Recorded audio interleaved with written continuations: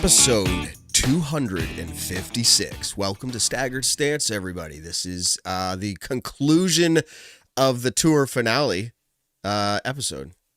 Tour championship. I still think finale from way back when they first used to do it. The Steve Dodge specials. We'll talk about all that kind of stuff. But TitanDiscGolf.com presents this episode and every episode of Staggered Stance this year. Awesing. If I have you listening right now and I say, what is the free shipping threshold? Your brain goes, ching, $75. And how many discs do they have? I did this last week and I listened, guys, to the episode and I'm like, hey, that's pretty good advertising. My brain had to think of what the answer was. 35,000 discs. They have a lot of exclusive stamps and everything you'd want over at TitanDiscGolf.com. Think to yourself, I like to support local. We all do, but you're also going to find more than you need at TitanDiscGolf.com. So while I have Marshall Street Disc Golf literally in my backyard, I'll still order something from TitanDiscGolf.com. You're going to find stuff that you're just going to impulse buy, send you over there. You go check out TitanDiscGolf.com. Awesome. Yeah. Plus, if you buy one, then their inventory will be $34,999. Yeah, they must have 35,000. We should have did plus because, Okay. I think they stay at that number. I want to know the exact number. Every time someone buys one, they replace it. We should have a little count. I was going to say our little counter goes down to 34,998. We link to their web, however we do that, their API. Awesome. Well, I'm here with Nick and Ben and Josh. Ben, you did a little mountain hike per usual on Columbus Day. That's where you were last week.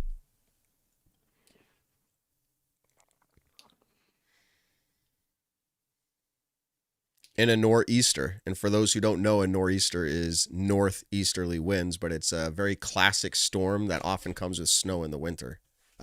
So yeah, you were hiking in that. What? Oh, that's on purpose. I guess after 2 weeks, I got to click the button. Good thing you're following along. Guys, I'm here. I hiked the mountain. Nor'easter winds is like 40 miles per hour. Got windburn. It's a good time. That sounds horrible. I have one of those new, well, not one of those, but I have one of those vertical monitors now, displays in my office, and it has the chat on it. So if I ever look over to the side, it's because I got, a full scrame chat. Yeah, same. Yeah, definitely not me watching the Lions on Monday Night Football. Same, all the same. It'd be pretty good, like if you had the vertical monitor, but you had like our faces on each of them. So like it felt like that's a good idea, Josh. Yeah, that'd be pretty cool. Then I could actually do that right in front of me. Yes. And I could look and talk to each of you.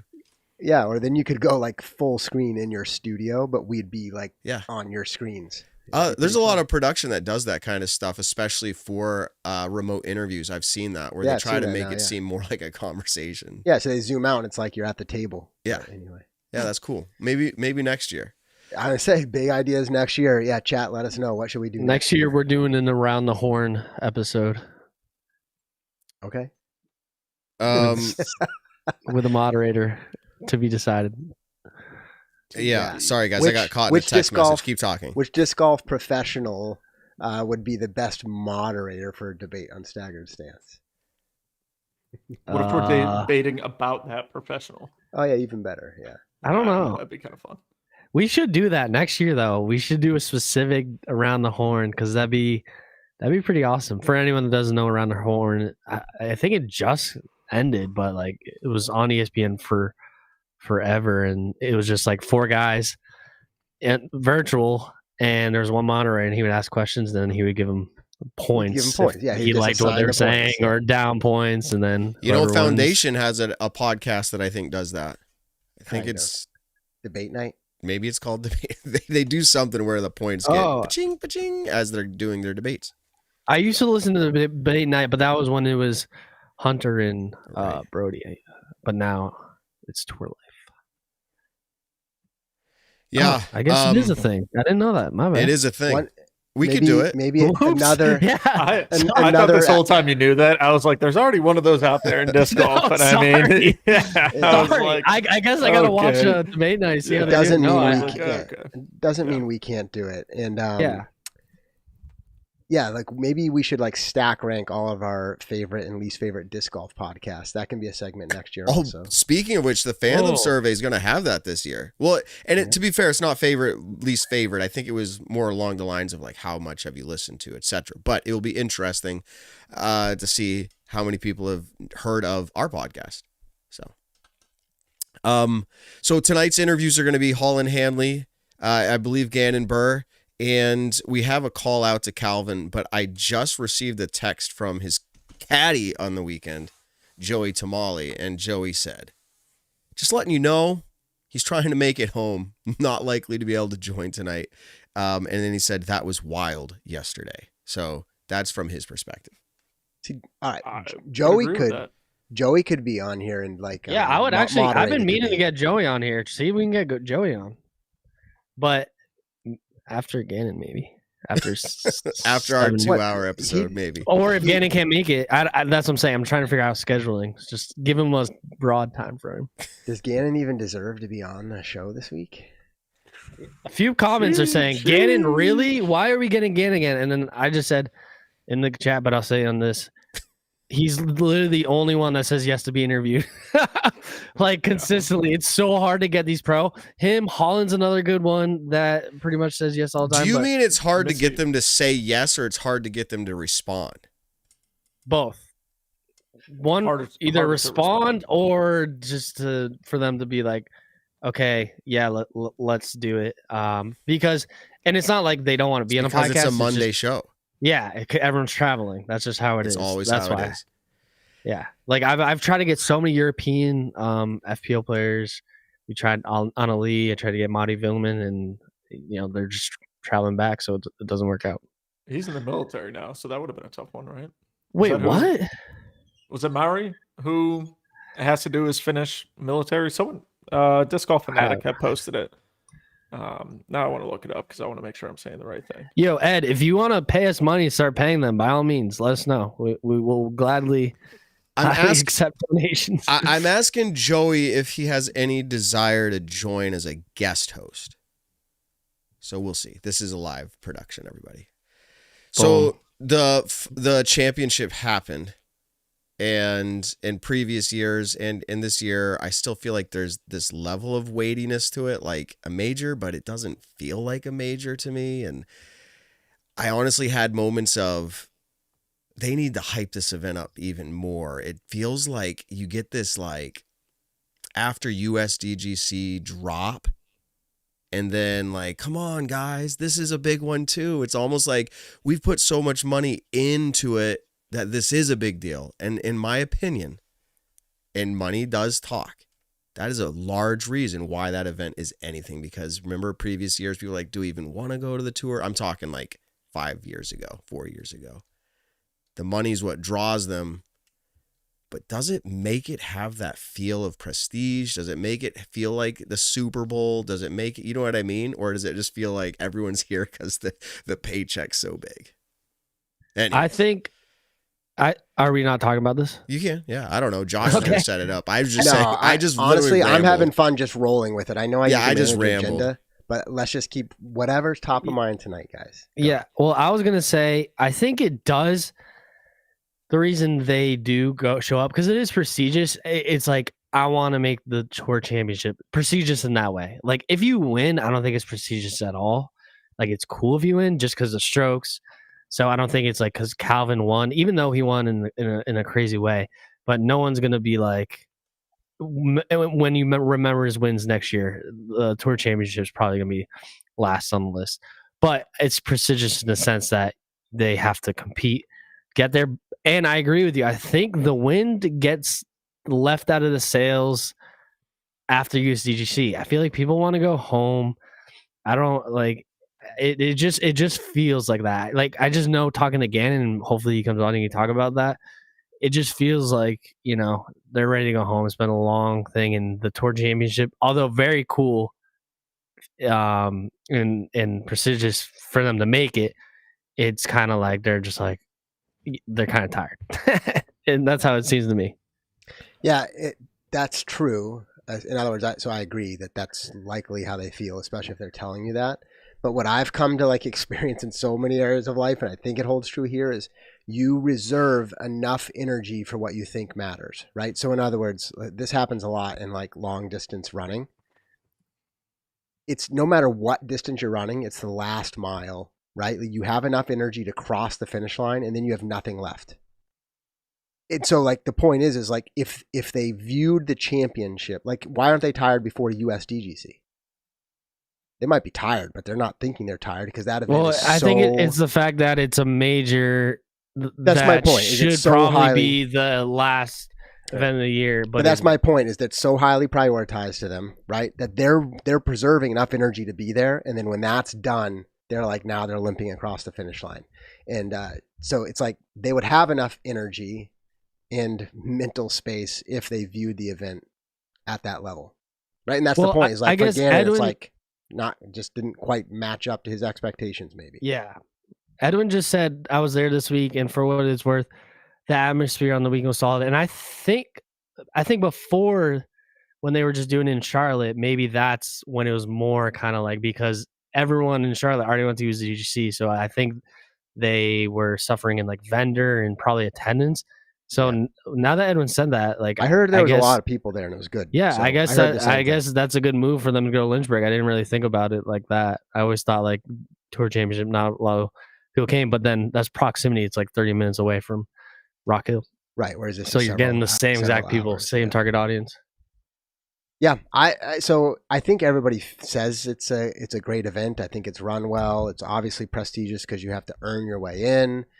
There's a lot of money on the line, which I think impacts every player when you're talking that dollar amount. At the same time, like for Calvin to win that's huge. Like anybody taking home $30,000 on a weekend is a big deal. But then you look at somebody like Luke Taylor, right? And you're like, okay, like for those types of players, like I haven't actually looked at the stat. Has Luke been paid $6,250 before? He got fourth at Worlds last year, so maybe depends on how much that paid. Probably pretty close is what I would assume. Now I'm gonna go look. I was gonna say I'm doing the same thing. Oh, the mat. The mat. Oh yeah, he got paid $11,000 at Worlds last year. Okay, so yeah, I mean, funny enough, on the same exact course too. Yeah, so he plays that well.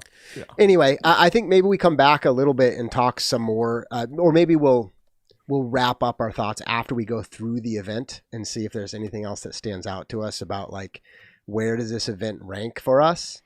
I don't know. We don't have to do an actual ranking, right? But just subjectively, kind of like the players, like how do we view this thing? It's interesting, even a casual conversation in my house. So obviously my whole family follows disc golf because I do. But hey, Joey. Hello. But at the same time, they don't follow it like as in depth as I do. And so even it's like, oh, this is the championship event. And then we're talking about something like, yeah, it's not a major. And of course they're like, wait, it's not a major? No, what's a major? Well, this is an Elite Series event, but it's a major event. It's not a major. Right. But not everybody gets to play in it. Like, and oh, by the way, like that person actually started with strokes advantage. So like, it's just like, it's interesting. Like I'm not knocking into that. I'm saying it's different. And so I think it's hard for us to place it. Official welcome to the show, Joey.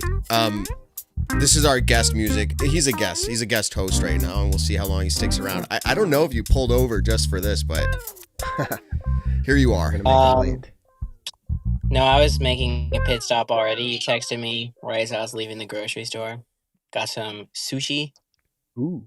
And one of those nicer grocery stores where they have a little like person who will make you a roll, slice it up. I love those grocery stores. There you go. So and yeah, it's the first day of the off season. You made it. I know. I was wondering what that's like for everybody on tour. Well, in your own words, what's it like? I started at a place that's very familiar to Nick Carl. I think I started at a place that you used to live. We stayed at the Goliath in the upstairs apartment all week. Nice. Yeah. Is that's that exactly true? where I used Is that to live. correct? Yeah. Yep. All right. Wait, isn't that house for sale? Is that the one I was talking about? Dude. Yeah. It's been for sale. It's up for sale. So you're just checking it out like an open house? No, we stayed there. Like obviously I think is it Jesse Josh, or Josh, no Josh, and yeah, Josh. Josh and Jessica. Yep, it's Josh and Jessica, and Calvin was doing all the interacting. But our group, like one of our places, that we had lined up, they like canceled on us, and so we were looking for a spot, and we were at like trying to brainstorm at USDGC, and Melton was like, Zach Melton, he was like, I know these guys, so he hooked it up. So we stayed there, packed up. Mondays are always like Monday morning is always just like you wake up and you have a checkout time. Today we didn't have like a hard checkout time because this wasn't actually an Airbnb, but most Mondays it's like you wake up and you just pack your car. And if you have a van, then you have less stuff to pack. I don't have that, so I have all my stuff in my car, so I have to pack it up. And then, yeah, we said goodbye to Matt and Calvin was going home. He's trying to go home today, potentially. It was under 12 hours, so he was looking forward to attempting that. And then Madison's going off to do some naturing with the other goose, Erica, and one of their mutual friends, Abby, in Tennessee. And then, yeah, I drove Maria, my lovely girlfriend, to the airport and dropped her off in DC, and she's flying home. And now I'm like slowly working my way to Gyropalooza, which is at the MVP headquarters. I'll be there. Nice. You will? Yeah. So I'll see you. Gosh, that just got way more exciting. Let's go. Yeah, so I'm probably gonna get there early just to help them set up. So I'm probably gonna I think I'm going to Penn State tomorrow. But yeah, I don't know. Just trying to play some nice courses. I have a course lined up tomorrow in Maryland, number 3 in Maryland. Nice. And yeah, what a finale. What's up with all you guys? I love seeing all you, by the way. Every single one of you. You guys are easily in my favorite people category. So Thanks, Joey. Thank Very you. nice. Yeah. Thank you. We're all doing great. It We're wasn't- just kind of recapping what went down. You just hear his, major like, Cash tournament App ding in the without a major- background. yeah, I Ding, paid ding, for that. ding. Like, Hey, thanks for that like- one. Thanks for the shout out. We've barely broken down the actual event. We've been rambling, and then we're going to talk to Holyn as well. But like, while watching this weekend, someone else in my house was watching, and they're like, "Who's Calvin's caddy?" They're like, "I think I recognize him." And so I It was told Zach first round. Yeah. It was them. Well, Zach. they were watching the last round. I see. Oh, So so that's funny. So we can hear in our green room Holyn, who's Yeah. getting ready to jump We'll- on too. we'll ignore that. So Joey, do you want to stick around, or are you like, hey, I'm gonna hit the road, nice stopping in? Like, what are you thinking?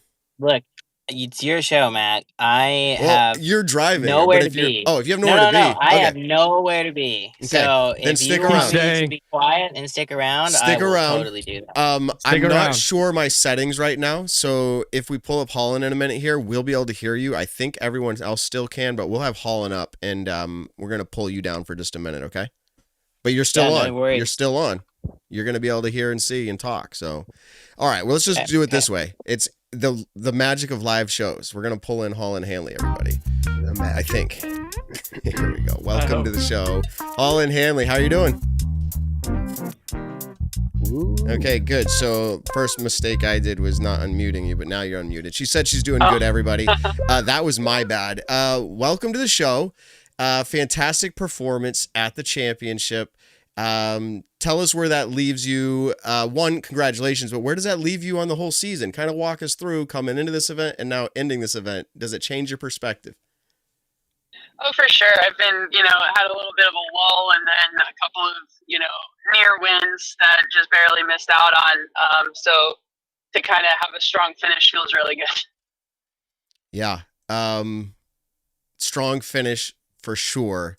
Tell us how you were feeling through that day coming into the last holes. How are you feeling? I mean, was it a confident day for you? Yeah, I mean, it's probably the best I've felt playing in a while, especially compared to the beginning of the tournament. At the beginning of the tournament, I just felt exhausted and distracted. And then the final day, I was just determined to, it's the last one of the year. Let's enjoy it. And didn't feel like scared or anything. Felt very, very confident, very focused, very like myself. Awesome.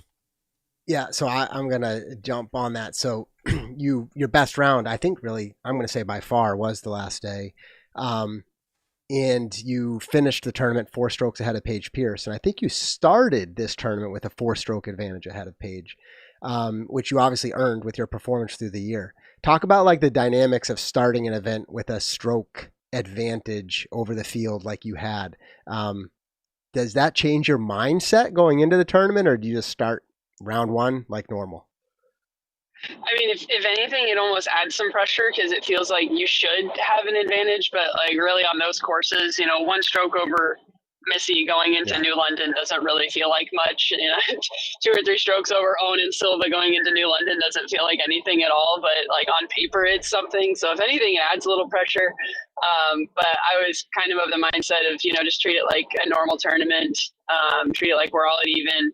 And then really just kind of, hey, if I can hang in there in New London and be anywhere remotely close to the lead going into Ivy, then my chances are going to be pretty good. Right. And coming out of round 1, you're tied neck and neck.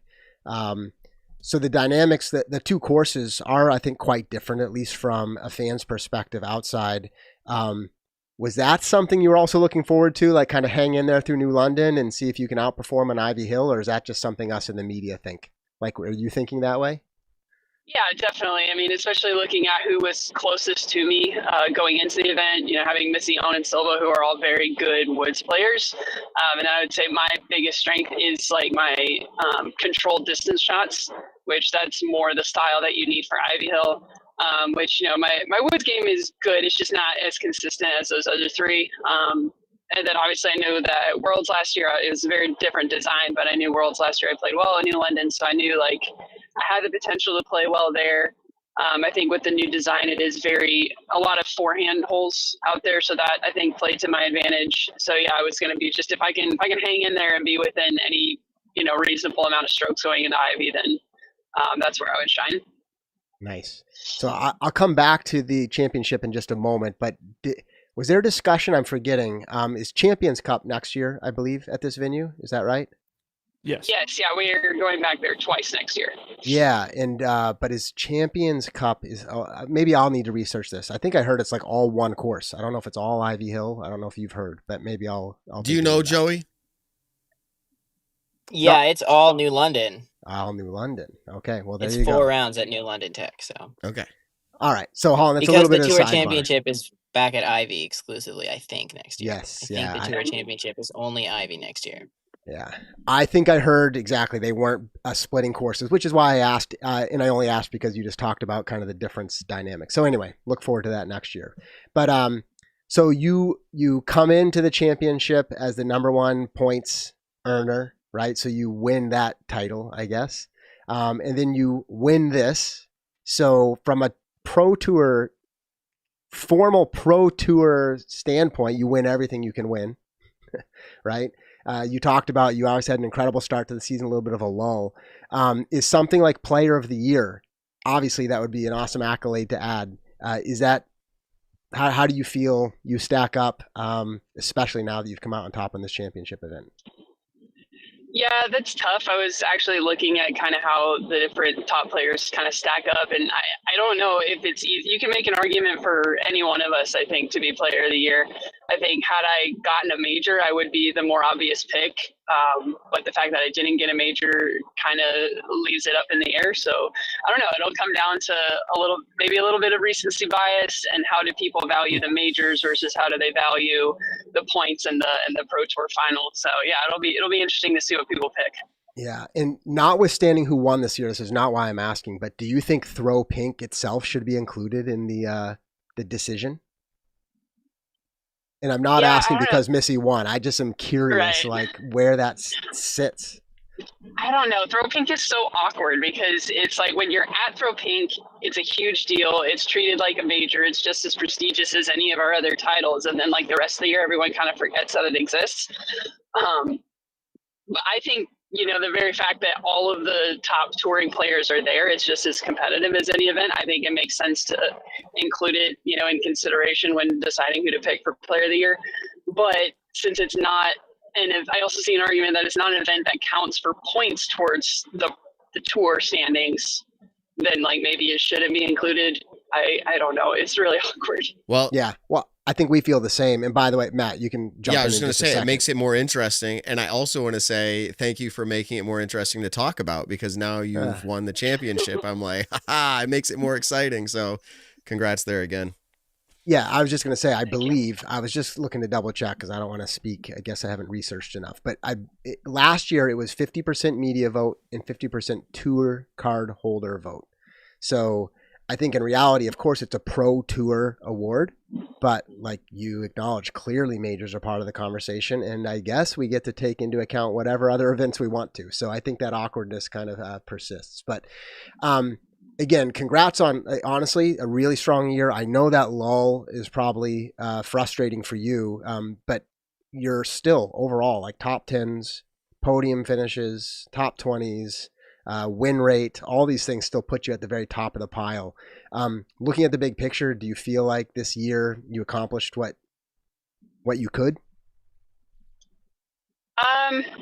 Yes and no. I think there was some stuff I definitely missed out on. Obviously, not getting the majors, the biggest, I don't want to say blemish on the season, but it's kind of the biggest thing I didn't do. But, that gives me something to push for next year. If you do it all in 1 year, where do you go from there? Yeah, although I'm sure you'd be happy to do it all next year, right? Like, why not? Then she retires. Then you could just retire. Yeah. So now that the season is over, I don't remember the specifics, but I think last year, right, kind of back home on a ranch, your own little private course, a lot of work. Are you intending to kind of repeat that, or are you going to change anything substantially in this off season? Yeah, it'll pretty much be a repeat of that. I mean, we're on our way home right now. I'll probably take a decent amount of time off for throwing. I don't know exactly how long, but maybe around after Thanksgiving, get back to practicing. But, get back, first, like rest. I've been pretty exhausted the last few months, really. So rest for a bit, and then get back into, gym routine and do some work on the course. And then when I'm feeling ready to start throwing, hit practice hard again, and then just start getting ready to try and beat what I did this season, next season. Awesome. Well, it's been fun to follow along, as Matt said. Clearly, as fans and as media, we have fun kind of picking things apart and debating and conjecture. But purely objectively, just looking at the results, I think it's a very successful year. And you've been coming up for a few years. You made a splash even in the beginning, but now I think you are making a case for being one of the best, if not the best player in FPO. So I'm sure you've got a long career ahead, assuming you don't decide to hang it up or retire. I assume you're planning to tour full next year, right? Like this year? Yeah, that's the plan. Awesome. Well, Matt, Nick, Ben, anything to add to congratulate Holyn on an awesome year? I definitely want to congratulate on the awesome year. I know one of the things that we did talk about, though, was kind of the slump that you had middle of the season, maybe a little bit towards the end of the season. Like, realistically, in the best way you can describe it, do you have any idea of where that really came from, what you felt like you had to do to overcome it, anything like that? Yeah, actually, we were just talking about this earlier of, how do we avoid this slump next year? I think, this was the first year I played the Europe swing. So in all the previous years, I took the month of July basically completely off, went home and, took some time off from throwing, and then worked on, parts of my game that felt like were kind of lagging or were a little bit off. And then, went to the back half of the season feeling really like rejuvenated and just like really hungry to play. And then I felt like when I came this year, I started Europe pretty strong, and then got sick again for the second time in like a month, got sick going into Estonia, and then coming back, didn't feel like I really had the same amount of time to like recover, and then going straight into Ledgestone, just feeling very tired, very burnt out, and very frustrated. And then I just never really got a chance to kind of like clear that, and I've been kind of like fighting my way back ever since, but I've been feeling pretty burnt out since coming back from Europe. And I really think not having that break is maybe what did it. is huge. But going forward, it's like, do you change around your schedule a little bit? Did you come to a conclusion on how you don't get into the same slump going into next year, or going throughout next year, I should say? Yeah, I haven't fully officially made any decisions there. I'm definitely going to do Europe again because obviously we have a major over there, and I want to go play in Sweden. Never been there before, and those courses look amazing, so definitely want to do that. But I think I may pick an event or two in the U.S. maybe during the Midwest swing between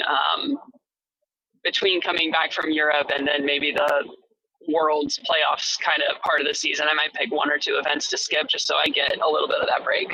Yeah, that makes sense.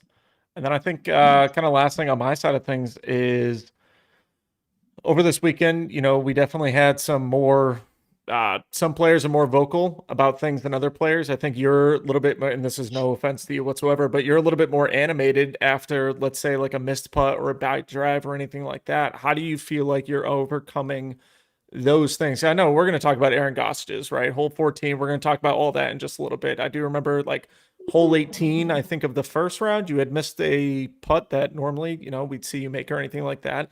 And camera, it does the whole reaction cam, right? It stays on you for the next 30 seconds.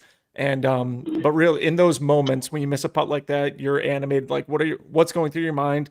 And, it's kind of one of those things where, is it good that it happened on hole 18? Now you have the whole night to think about it, maybe get some putts up. How are you kind of reacting and fixing all of that, I guess, going into the next day or even the next hole?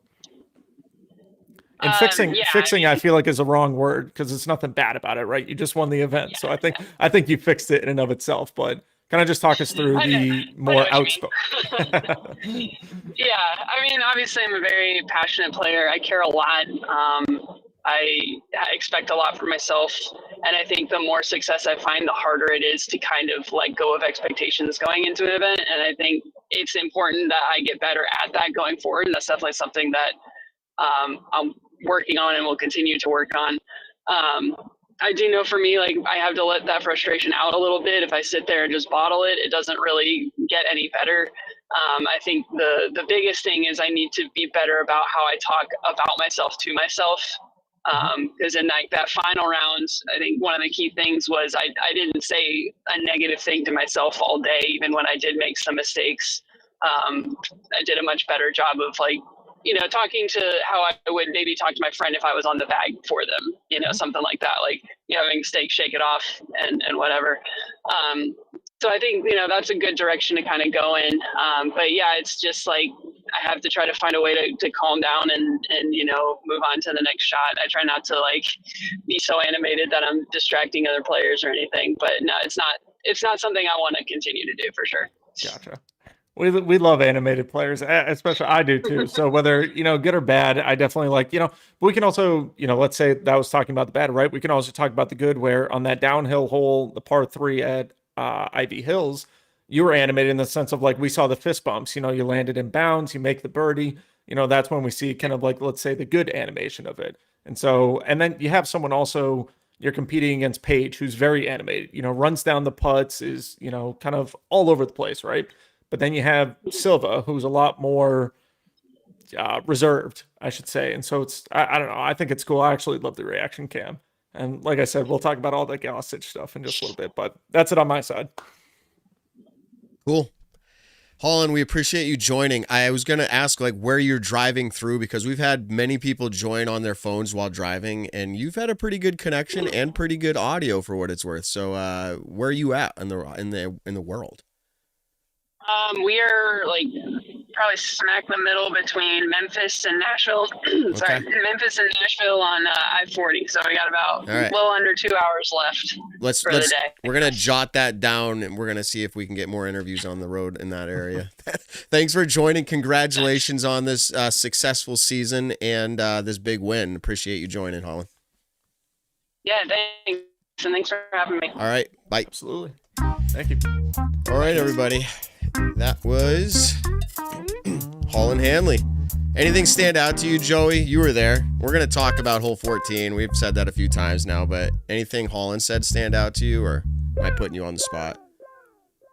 No. I mean, I know Holyn quite well just through, she's one of the clients that she's actually, I think she's the first YouTube client that I ever had when I started doing like practice rounds completely with my own business in 2024. It was OTB Open, and it's always her and Ella, so they each take a 9. But we did, I guess, whatever half of 2024 from OTB on, and then we did I think during her burnout period, we like took a step back from making stuff because I could tell they were pretty tired and gassed. But I think up until the year upswing, we were making pretty consistent, like every tournament, a practice round video for the two of them.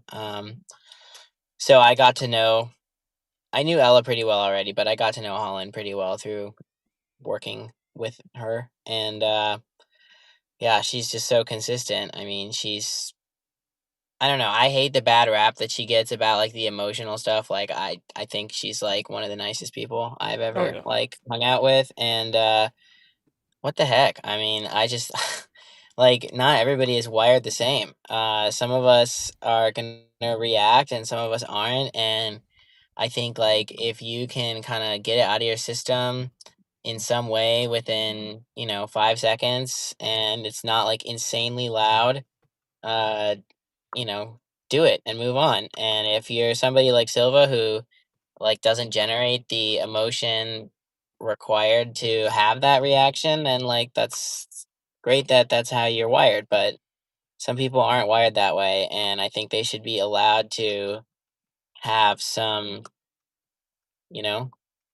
some emotion, some outburst. Like even like Goose just literally isolating just the leg hit of the disc after the miss putt, just that on its own. Like if I saw that like on its own in a round, I would probably like excuse it. Like I mean, I don't think I would call it courtesy on that by itself. Like on that, like that is like, yeah, it was a lot. He slapped it pretty hard, but like for me, that's like right to the limit of like what I would consider like offensible. Just the slap. Yeah. Yeah, that must have hurt. I know. I was like, dang, I was looking to see if he limped a little bit after that, but no. Well, so funny enough about that, and we've seen Paul do it in the past, but there used to be, and it's probably still on YouTube, but like the Shoestrings documentary with Shoestrick, and if you watch that one, it talks about when Ricky goes like eagle, birdie, eagle at USDGC years and years ago, or like eagle, birdie, eagle, something stupid, insane. And Will misses a putt. He slaps the disc so hard against his thigh like 3 times that he left just a massive welt right after the tournament. The only reason he said he could keep going is all the adrenaline from the tournament in and of itself. But if you haven't ever seen that documentary, go watch it. It's incredible. But I mean, one of the best Paul ever. Macbeth has shown me his like, he'll be like, oh, look at that bruise. And I'm like, what's that from? He's like, oh, my putter. Yeah, exactly. Yeah. Like I've Paul at this point should have a full-on, waffled, waffle collection, just discs that are completely just junked. I have one of his old waffles somewhere up here in my rack. So that's funny. Let's get to the MPO side of the championship. I think many people, percentage-wise, who listen to our show already know, but I know for a fact because I've met them. There are people who only consume our podcast. So that's laughing about something. I'm sorry. This happens sometimes. I have to show you because we're just talking about like the rage, like people getting upset and like smacking things. And then do you guys remember the James Conrad? Dude, James Conrad rage videos are the best. Hold on. I just got to show you at least just this one. Is this one. Okay. Watch what he does. Watch. Wow. Throws the stick and then he's like nothing to see. I've never seen that. You've never seen that one? I've never seen that one specifically. That was James funny. Conrad rage videos.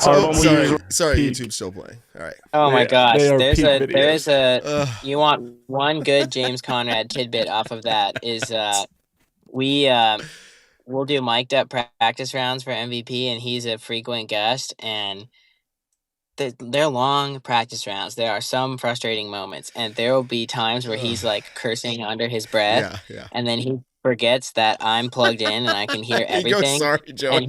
And he'll stop No, he won't even do that. He'll stop halfway through, And then I know now to look up and see, and he'll kind of like side eye look over and see if I saw him say something. And now it's like a little thing.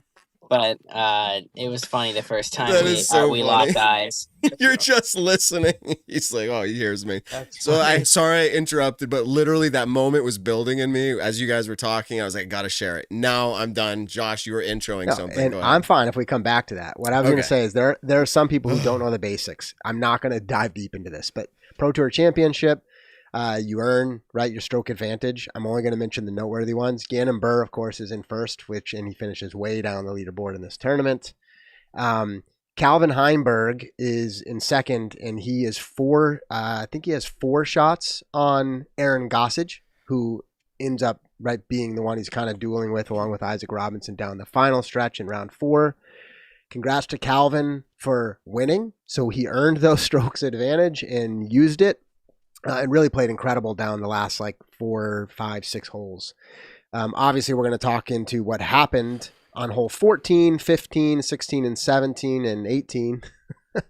Kind of, mostly hole 14 for Gossage. And the reason that's a story, and this is where we'll jump right into it, is because Goose came out firing in the final round and was 3 strokes ahead of Isaac, I think, going into hole 14. So 3 strokes going into hole 14, and I think 5 ahead of Calvin Heimberg. Yep. I think 6. Maybe 6. 5 going into 15. 14. Or Okay. 14. 5 Either way. Either way. It's enough where usually at this level, we all know things can happen because it does, and this is evidence. But you start to be like, okay, unless something big happens, they can just lock it in and finish. And I think people probably even on the ground kind of felt that. Now competitors maybe not because they're going to keep pushing. But okay. Well, he's I got think it past locked 14, then they feel it. But I think 14 is the final Is the gate. point? I mean, Yeah. that's the last one. So once you clear that hole, that's the final, because it's the island clearance. It's the island. There's a huge potential for a big number. Yep. And I think if he had gotten through there, then it would have totally been that Changed the vibe, yeah. sentiment. But I don't think it was quite yet. We were all impressed that what impressed me the most is that he outdrove the entire card on 13. Yep. And then just, I think, pretty much nervy, barely shorted his approach to 40. And then, I mean, maybe the cleanest putt of the whole round. Perfect. Absolutely heart. And I remember thinking to myself, I guess he's going to win this. And I guess he should have checked the tee. Man, dude, I actually spoke to one of the guys who films and edits for Aaron and Ezra all year long, Eli Swanson, who's another guy on tour. Some of you might know. Yep. And we were talking about it because Eli and Aaron are pretty good friends. And he was like, Goose is one of the hardest planting guys on tour, which I hadn't really thought of, but he just mentioned that. And I guess it does make sense. But I mean, after he slipped, everybody else, the rest of the 3 guys, all checked it before they went. Yeah. But it was such a small amount of rain up to that point that it really hadn't dawned on anyone to think that those tees would be having any water on them. I mean, it was misting. We hadn't really used the umbrellas yet. He Yeah, does and play obviously- hard. It's incredible. Well, his the amount of throwing torque. power, but also Yeah. he does plant very hard. It's an aggressive throw. And I mean And- that in the nicest way, aggressive. It's just wow. I have a weird, slightly, I think it applies to MPO and FPO, but I've been wondering this since you guys asked Holyn about the Player of the Year thing. Is it weird to you guys that there's the PDGA and the DGPT? And I also even with the PDGA, I don't quite understand the whole points thing, and it doesn't quite seem like it applies perfectly anymore. I hate to say and it, it's Joey. I don't but- understand why there's 2. We've talked about this for a few years, and my sentiment, and sorry, PDGA, sorry, Evan, Statman, though, sorry, people that actually care about this, but the PDGA is not the prestigious winner, in my opinion. It's all points based off of PDGA events, and it is what it is. But players are not chasing that. It would be an honor to receive it, but it's not what they're chasing. They want Disc Golf Pro Tour Player of the Year. So when And you is say there why any is there prize both? associated No, okay, so that makes all sense. You would I get mean, a it's because trophy. the I think you get PDGA a is trophy. traditional. Yeah, I think you get a trophy. And there's no like monetary bonus with winning DGPT Player of the Year, so you get a trophy, and then you get potentially, like, if you're smart, you get like a contract marketing chip, right? Yeah. All right. Yeah, and because Anyway, that was a sidetrack. I don't mean no, it's to do okay. that. We've too talked much, but about it before, and honestly, it'd probably come up again, and it did. And this I is just it's regular feels conversation like the every year. PDGA has a hard time letting go of that traditional stuff that's been around for a long time. Well, I don't and, mind you that know, they I get do They it. it. finally just let go of the magazine. Yeah. Right. Listen, Look how long that I do not mind that the governing body, if you will, of the disc golf, PDGA, like gives out a prize for that. I think it also allows players in other awards like Rookie of the Year.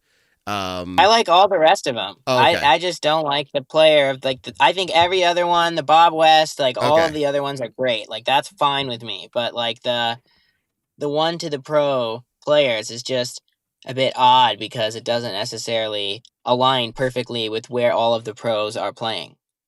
Correct. Yeah, it's a different category in its own way. Whatever. And people I get, mean, it is but what it people is. get confused. But people do get confused every year. And I'm not talking like people like you that are in the sport, but every year, Sure. like the PDGA will post something on their public, like on Facebook or on their website, and people lose their minds over like, how is this a thing? How did they win this? This doesn't even make sense. And I'm like, relax. There's 2 different awards. You're getting confused. Like there's the PDGA. I don't know. Does anybody remember when in like 2019, Paige won her 5th world title, and I'm pretty sure Katrina Allen went and played like 3 more ATs just to get the PDGA Player of the Year award. Yes. That was so even better. so badass. Joey, do you remember when they split it? They gave 2 people. They gave Paige and Katrina both Player of the Year. Yeah, was that 21?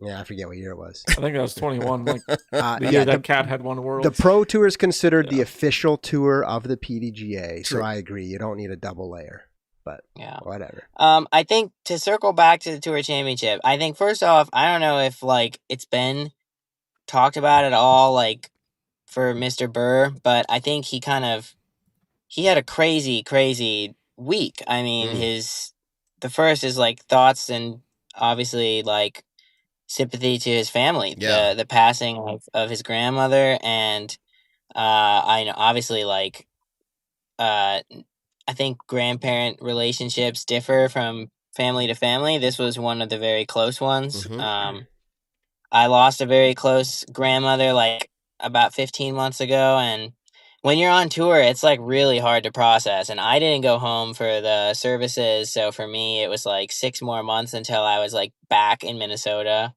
And I mean, at that point, it's just like been so long since you've done anything there that, you know, things change. You kind of accept that the next time you're back home, it's not going to be the same.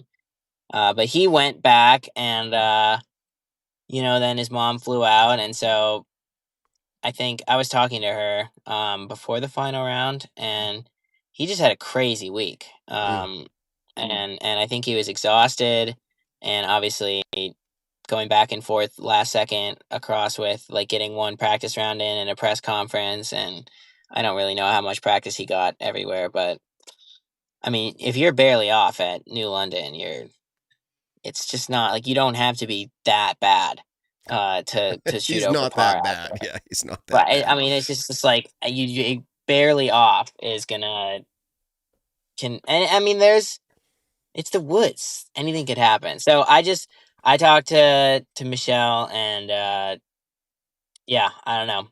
He's one of my good buddies. We've played Wildcat triples every year with me and him and Eli for the last like 4 years. We're gonna miss it this year because I'm going to Gyropalooza to hang out with Ben Kenny's instead. Yes. Tell Gannon to come through. Dude, that would send shockwaves through the whole world. But Gannon to MVP. Yeah. Just kidding. Nuts. Just kidding. So anyway, I just wanted to say that about Mr. Buhr. He had a fantastic season. He's, you know, far and away Player of the Year. I hope that one day there's a little bit more heft associated with that award. That'd be cool to see.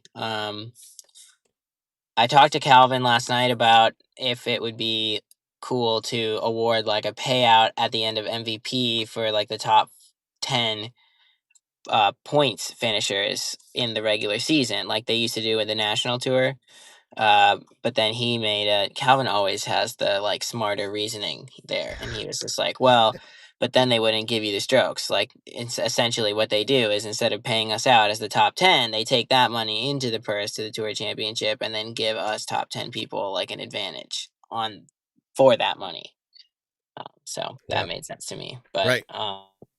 yeah, crazy round. I'm just kind of around shooting our MVP guys, and I obviously have Maria there, and she was shooting, so I was kind of free, and it was gonna rain, and Calvin just asked if I would be there in case it rained, and then boy howdy, I mean, he was out of it. He should have been way out of it way faster. Yeah, it was crazy. I mean, his putting, I remember on hole 6, when he birdied hole 6, I thought to myself, like, this is his first stroke that's above or below par, and he's gone out of bounds. Like, oh shoot, hey, get out of here! Wildcat triples. I had no choice, bro. It's like, speak of Gannon, there he is. Oh my god! All right, No. keep explaining. Yeah, you can keep going. It's just you two. Yeah, don't stop now. It's you guys' a show. Dude, I'm just saying he gone OB on 2, 3, 4, and tried to go OB on 5's tee shot, and he made all of those big putts to save par, and it was that's the only reason he even had half a chance. And it got way less windy way faster than I think everybody expected. I think the early MPO cards out probably had it the worst, because that little light drizzle kind of took away all the wind. And I was kind of surprised to see 6 down was like the hot round at the end of all of it, because I think it could have gotten scorched actually by someone, maybe. But I don't know. It was changing weather, but the wind was super bad the first 2 or 3 holes for the lead card, and then it kind of stopped. Yeah, for those who are listening audience, which is actually the majority of our audience, I think, Gannon joined the show. And so welcome to the show, Gannon. Yo, what's up? I don't know. What's up with you, man? I think I texted in the group. Traveling, as always. Traveling. Are you done for a little bit? You're not in match play finals, or like, what are you doing? So I do have Wildcat triples this weekend, which is Okay. On Wildcat. Wait, what? I'm sorry, bro. Bro. Hey, it's my Oh fault. no! Breaking news. Yeah, Is hey. this- Yo, come on, how's he on point? Oh no, they can't do us like that. 4 years in a row we've been together. Dude, I used to pick you up from your house I know, bro. because you couldn't drive yourself, and I drove you all the way to the event, and I got the hotel. Actually, I think we got it with your mom's points, actually, I think. Yeah. Buffalo Wild Wings and watching the games and World Oh, Series. man, dude. Tell us about it. Don't Reminisce play on the good Westlake? times. Yeah, I remember that. I remember that with the Franklin discs. The Franklin disc. Oh my gosh, dude. whatever, Good though. times were I'm had. playing. Hey, you got replaced by Ben Calloway, so Oh, shoot. yeah, and Eli got replaced by Schleibach, so it's gonna be a fun team. Oh my gosh. Are you still going as Team Sus? Or It's 6-7 now. Oh, Alright, 6, that's fair. 7. 6-7. 16-17 is what it should have been, but it's okay. So yeah, I'm doing that this weekend, and then the next weekend, actually not even next weekend, on Tuesday, I'm flying out to Austin, Texas for the NADGT, and I'll be there for probably 4 or 5 days, and then after that, I think the next weekend or the weekend after is the match play, so I'll fly back to Charlotte, and then after that, I think I'm done. I think that's it. But the plan is to get in the gym on Wednesday, and I'm gonna start hopefully dieting, which is gonna be scary, but we'll see how it goes. I'm gonna try to go hardcore for like a month and just see what happens. And basically, I mean, that was my goal: just start the off season early. That way, I have the best chance to, get as like healthy as I can before the season starts again. The hardcore diet, man, is what scares me because I feel like I'm an all or nothing, and then it's like, no, I can't do this. It's too hardcore. Like, but maybe you pick and choose little things and just work on it as a lifestyle. Yeah. I don't know. Yeah, but the main I'm thing is not just the like pro. literally, it's gonna be no like just anything fake. Like I can have fruit, stuff like that. That's fine, but nothing like sugary, anything like that. And then just make sure I'm hitting like my protein, like 200 grams of protein, pretty much. So it's just gonna be the having to eat a lot of food. That's like my main goal is just put on some weight. Dude, I've had one Oh. of those protein shakes at Gannon's house. That's Fire. a different kind of diet. You know, it's pretty funny. I should splice that together for a reel. He's like, dude, my diet is eat as much as I need, can. yeah. People are like, I wish I had that diet. Yeah. Also, dude, speaking of Schleybox, shout out Titan Disc Golf. Sponsor this. Does he sponsor the show? Of course he does, dude. So if I go Shout out here, Titan Disc Golf. If you want any Ganon Buhr products, check it out, Titan Disc Golf. I'm sure they have tons of my like Worlds discs that just got released. They're in stores now, so if you want to support, pick them up from Titan Disc Golf. that's right. $75 gets a free shipping. That is correct. So, I texted the group. We were just kind of doing a follow up on the event, and I don't remember if your name came up or not, Gannon. I'm not gonna lie. No, then someone said, Bruh. Wouldn't be surprised if it didn't. which is very, very rare. So I'm curious how you feel about it. Obviously, you want to perform well all the time, but I'm curious how you feel about it. If you have an off event, what is, and this event specifically, how do you feel about it? Is it like, oh well, and I just move on? I don't even know. I was trying to describe exactly how I felt going into the weekend. And usually if I had like a pretty bad weekend, I wouldn't be too concerned about it. But this weekend I was even less concerned. It was super weird. I obviously had a ton of travel going on. I can go into more detail about that. But basically, like I got there and like there was just no like prestige to me. Like I didn't even feel anything. I had no emotion. I couldn't like force myself to lock in like it was a tournament. I had such limited practice because I got in town like the day before the event at like 4 o'clock. I like literally just, I don't know, my body felt horrible. Just no sleep the last couple nights before that. And just so much travel. It was just, and obviously everything that kind of happened last 2 weeks with my family. It was just so rough. And it was like, I was trying to snap myself out of that and kind of like, okay, it's all behind us, but you need to lock in. And the more I think about it, it just like wasn't set up for success this last week.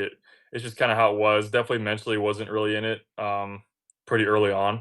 But I finished the tournament horribly. I think I went bogey, bogey, triple bogey, bogey, like 7 over in my last. So I actually probably had the hot round going. I think I was like 6 down through 11 or 12 with a birdie putt on 13, and I was feeling really good, making a ton of putts, and we were playing in a little bit more wind because I was the third card. So like Joey was saying, it was pretty windy until the back 9. So I was just throwing a lot of great shots. I even had like 1 2-stroke swing on like hole 7, which I thought I threw a perfect shot and lost 2 strokes there and skipped out of bounds and had to go to a drop zone. So I was playing really good, feeling locked in, actually playing really good at the Ivy course, which I was kind of expecting, but that was a course I was playing blind. Like I had no clue really where a lot of the OBs were. I just going off of memory from last year at Worlds. And it got to a point where, I had really fun cards at Ivy. It was like me, Sully, Gavin, and Nicholas and Evan Smith.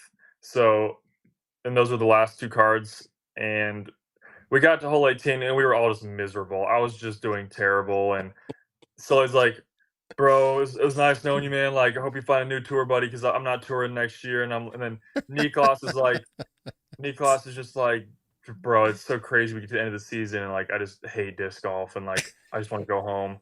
And then we're like, yeah, but in 2 weeks we're gonna want to play more tournaments. So it's just like the never-ending cycle. And but yeah, the timeline of everything that happened was my grandma had passed away I think a couple days before the USDGC, and so that was just like really tough to deal with. And then it's kind of on my mind all of practice on top of like I don't know, it made it so tough to focus on disc golf. And then obviously played USDGC and played okay. Felt like I played actually good enough to win the tournament, but just the breaks weren't going my way and threw a couple bad shots when I should have thrown good shots. And Then obviously had to fly home Monday morning, get up really early that day, and then get up early Tuesday to head up to kind of to head up to the funeral, and then had to fly out the next morning really early, and then drove 3.5 hours from Charlotte. So I was talking to my mom about this and my dad too about how the changes I made from 2023 to 2024 in terms of my preparation when it came to like what I was eating, especially my sleep and my practice and how I took the mentally, like all these little changes eventually add up to a much bigger thing. And so um like when you when you have really no control over anything, it's just like you can't expect good results to happen when you weren't prepared good. And it's nothing I could have done. Like I'm not Yeah. saying like it was all just everything was just unfortunate basically is all I It's have to say. yeah. And that's just it is what it is. That's what I kept saying. Like I can't reverse anything. It's just it is how it is, and I'm just gonna have to play through it, see how I play. Obviously, like I had hopes to try to win, but it was immediately out of it the first round. Just not getting enough practice in it. Probably the hardest course we have in the world right now. So, yeah, Yeah, so it sounds like to me, I mean, yeah, it is what it is. Unfortunate, and obviously, sorry for that situation. Your grandmother passing away. Joey was mentioning that right before you came on, and yeah, there's things that happen. And so your performance there, I think I texted. I said the other storyline is that Buhr ended the season quietly. No, I think your season's done minus the match play, but is the match play gonna feel like just an exhibition thing? Like, or is it serious to you? Or like, are you gonna be hyped for that? Is there prestige? There'll be like what, 8 people there, yeah. There's 8 people total, and it's like if Right. you lose your first match, then you're just like cooked Yeah, basically. So, exactly. um, and unfortunately, I have to play Calvin round one because he played so bad in Oh, the qualifier that he right, was a 2 seed. So I have to right. play Calvin, and it's like, of course, that has to happen at like a wooded course where he usually is insane at. So, uh, yeah, He probably just feels another that way. punch Of in the course I have to face. play Gannon. Of course I have to Well, I play mean, we're Gannon. we're both that way. We're like, well, why are we Yeah. like we're the number 1 and 2 ranked players in the world right now, I believe, and we're playing each other. It's like it's so dumb. So, but So I mean, I want to win that one. I think that'd be okay. really cool to win because it's such a like it's a head to head face off. Like Yep. it's more of like there's more beef involved. Not necessarily that there is beef involved, but like it's Yeah. more bragging rights, I guess you could say, and especially just to end the season on a good note would be really nice. Obviously, after like kind of how rough I finished my season. I mean, I think it was like 2 of my worst 4 finishes were the last 2 weeks. And I was kind of surprised, honestly, surprised myself with my consistency this season. Obviously, I had 3 less wins. I got the world championship, but um, before USDGC, I'd only missed the top 5 3 times. So I top 5 to every event except for 3. And one of them was the Croco, where I really feel like I should have won that tournament. I didn't get up and down from 170 feet, and that's why I lost. So it was like, um, and that obviously led to more spiraling. So I got like ninth at that tournament. But It's yeah, I had a good crazy. stretch. Yeah, had a good stretch. So I had first or second place for 7 tournaments in a row from when Calvin beat me by 1 at the major in Estonia. Up until MVP. So that whole stretch of tour, first or second place, was just kind of a display of my consistency and my tough mental game. But I mean, just toward the end of the season, Consistency. just got burnt out basically, and then with everything that happened, is just tough Yeah. to lock in. So hoping to go with the match play and come in with some fire, and then hopefully win that one. Okay. So the season's over, but it's not over. It'll be kind of like a nice little boost if you win it. It'll still feel kind of like your season closer. You're on a little Yeah, stretch here. yeah. You averaged 4th last year, 4th place finish, and you averaged 4th this year, 4th place. That is consistency. That's it. That's incredible. And a world champion. And a world title. Yeah. It was Calvin. You mentioned Calvin just a second ago, who for a while, I think, was in that similar boat. There was like a back-to-back year where he was like 5th and 4th or 6th and 4th. Still incredibly consistent, 4th, 10th, and 8th as far as seasons go. You are 13, 4, and 4, so you found a groove. This season, best season you've ever had. You won a world title, right? I mean, no doubt this is the best one. Or do you say, no, I reflect on another one more fondly, like last year? I don't know. I mean, you can weigh the pros and cons. If I'm looking at it from purely I don't even know, like like what I wanted standpoint. I wanted the world championship. That was literally the only event. Well, that's not true, but it's the event I cared about the most. And if I lost the world championship, I would have considered the season a failure. So, I got that one. But if we're putting that aside and if we're being realistic in terms of just like majors, last year was considerably better. I had 3 more wins, and I also had another major last year. And I only missed top 10 once last year. So, And 60 grand or 50 grand more. yeah, and like 50 grand more. So, like, and the payouts were a little bit lower at a couple events this season. But that wasn't a huge factor. But I mean, so I would say if we're looking at it, taking emotions aside, I would say last year was better. But this year, I got the goal I've always wanted and always dreamed of, and I cared about the most. Like literally what I said. Like, I don't know what I would have done if I would have lost Worlds. Like, It, and that was the Retired. problem. I think coming into USDGC, like, I didn't really have that mindset. Like, I literally put all my energy for the entire season into Worlds. Is what it felt like. I mean, and that's what yeah. I was trying to get at. Not necessarily like which season was better. Actually, I was kind of saying like, and you talked about both of them. You understood what I was saying both ways. So, your sponsorships locked in. That's a pretty good showing for Discmania, and the discs are flying well for you. We used to joke you could throw anything. We joked Franklin and everything, but you really are a good thrower of the frisbee. Anything? I will say I got kind of like I got kind of lost toward the end of the season. Honestly, like the last fourth of the season, because every disc in my bag was beating up too much, like Okay. too flippy. And because I'm such a flex player and I rely on like overstable stuff and wind, like I would rather have something way more overstable.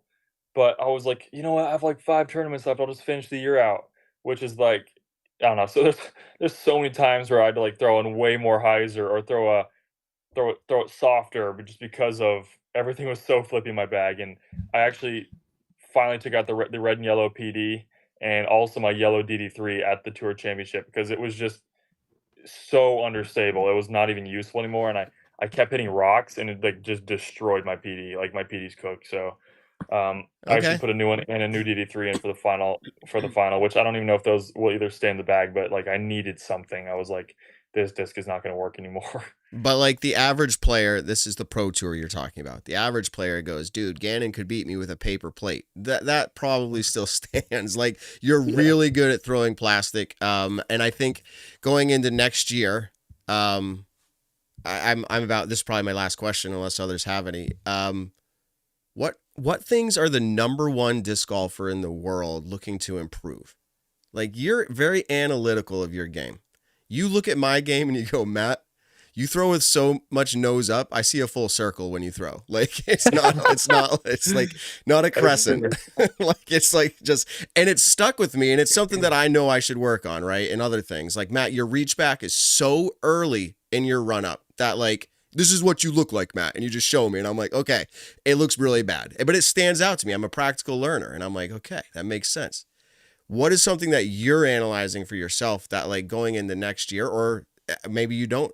What is it though? Yeah, I think there's a couple things I definitely work on. I mean, definitely we'll start with one is just going to be obviously getting healthier. I want to get toward like AB's level of athleticism. Because I know we have very similar frames. Obviously, he's like 5 years older than me, so he's had time. We look pretty similar at my age at 20. So, but I want to just become more athletic, more explosive, more powerful, and just prevent injury, stuff like that. So if I could put on like 10 to 15 pounds of muscle, that'd be pretty sweet over the next like 3 or 4 months. I think just staying consistent with like putting practice. There was times this year where like I completely lost my putt just because I quit practicing. Like it's easy to like have happen when you're playing pretty good, but then you lose it for a week. And you're like, why am I putting bad? Like just making sure I'm consistent because I can feel when my putt feels locked in and I have full control over where the disc is going. And I can feel whenever it's like, well, it's good, but you don't have full control. So I definitely want to get back to that. And in terms of like my game and my bag, I want to potentially add a few new discs to my bag. I mean, like I said, I'm looking forward to like kind of swapping everything out, just get just new stuff and just know stuff is going to be reliable and not super beat up. It's good to have beat up disc sometimes, but you definitely want to have that reliability with the way I play the game. So I might add like a FD1 or an FD in the bag just because I don't bag any 7 speeds. I've always just gone from mid range to like FD3, which is a 9 speed, or even PD 10 speed. So I don't really bag like what Calvin is considered, Macbeth even, like their number one disc is like a fairway driver, like an Eagle or an Athena. I don't even bag one. So and obviously I've had success, but I think I can do better. So definitely getting that locked in. And then in terms of my game, uh, I know I can get my forehand to an even more elite level.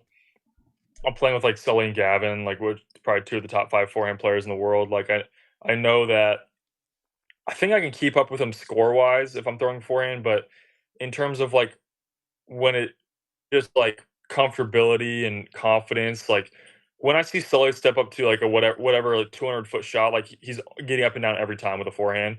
And mine, honestly, like toward the end of the year, felt pretty shaky. Like I felt pretty shanky, where I was just like, I have no clue where this is gonna go. I'm gonna throw it in the right direction. That's what cost me the crow call. I didn't get up and down on a routine forehand shot.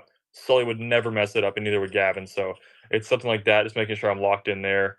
And then just like the backhand touch, I always joke about. I try to make disc golf and play it with the least amount of skill as possible. I think a lot of players do as well. I think Calvin does it a lot as well. And I think we struggle with similar things sometimes.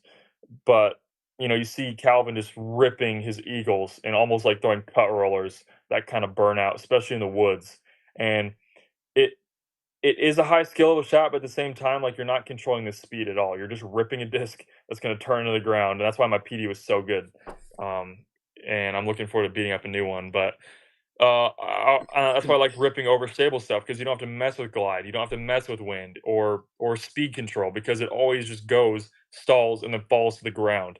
But watching Macbeth and seeing him play in the woods, especially when he's been really good recently, and just seeing other players just so good with the backhand touch, like I definitely need to develop that. I've had times where I felt lost when I'm 360 feet out and a dead straight shot. I'm like, usually I just throw a forehand driver spike hyzer, and that's kind of like the curse. If your forehand's so good, you quit working on the backhand. So um, it's my game's just kind of weird right now, and it felt like I mean, honestly, the whole season almost. I was kind of just getting it done and making it work. Where like 2024, I felt pretty locked in with, like, I knew where my disc was going. My form felt good, so my forehand was amazing. My putt was amazing. So obviously, I'm high rated. Had a really successful season, but I know I can improve, and I just want to feel more confident. Like I want to step up to the tee and know where the disc is going to go. Yeah, that's awesome, and I'm glad you were able to answer that. I knew you had stuff on your mind. Hey, is your phone smoking yet? It's a little hot. All right, I'm trying to turn it down, and then as I'm looking through the settings, I find a setting that says power efficient off. And when I say power efficient on, it goes there, but then all of a sudden it clicks back to off. I don't know if you have that permission on your side. I don't know. It's probably just preventing my phone from exploding. I'm like, let's not explode it. Well, we're glad to have you join, dude. You said you traveled, so you're back in Iowa now? Yeah. All right. Oh. Dude, I should go find Coda right now, should I? I was ready for that, dog. Give me 1 second. We're going to find Coda. Cody! Wait, I'm going to turn the camera off for 1 second. Okay. I don't know. I thought he could be. Oh, wait. You guys Cody, are in for a treat right now. Cody, stay. Have him eat your shirt live on camera. Your camera's please. still off, FYI. Cody. Oh, there's the puppy. There he is. Is that a golden retriever? It's a golden retriever. Beautiful. No, it's not. That is barely that is something else. Okay, I had a golden retriever for 12 years. Oh, and another dog. There you go. That's Joey. So Joey. Yeah, that's the dog. Oh, that's Joey. Okay, awesome. Yeah. Well, that's it. Well, we appreciate you coming on the show. It didn't work out this year due to my travel plans and the busy schedule of tour for us to go head to head on my home course. I know there was attempts, but we'll just have this live on. It will happen another day. We'll put a batch of cookies on the line or something, or a meal. Sir, I'm down. So I'm so down. Cool. Yeah, those cookies were good. Thanks again.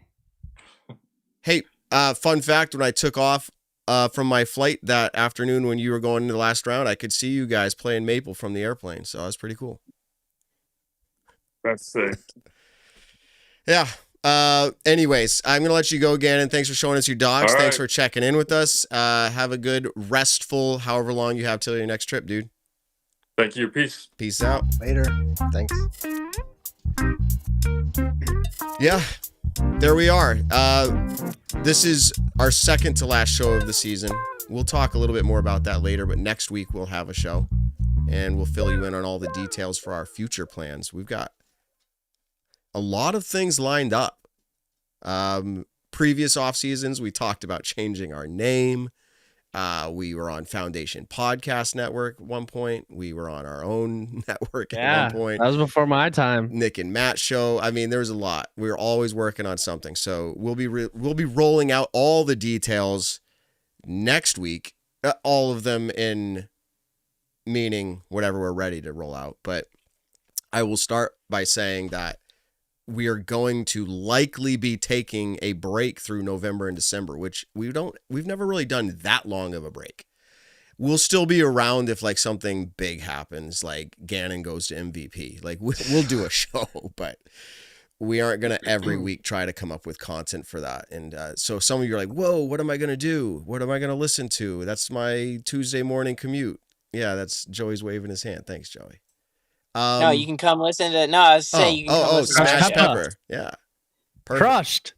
Smashed. Well, who said smash? Me or you? It was both. You. All right. I'm making a podcast called Smash Pepper, but it's actually about making hot sauce. Oh, cool.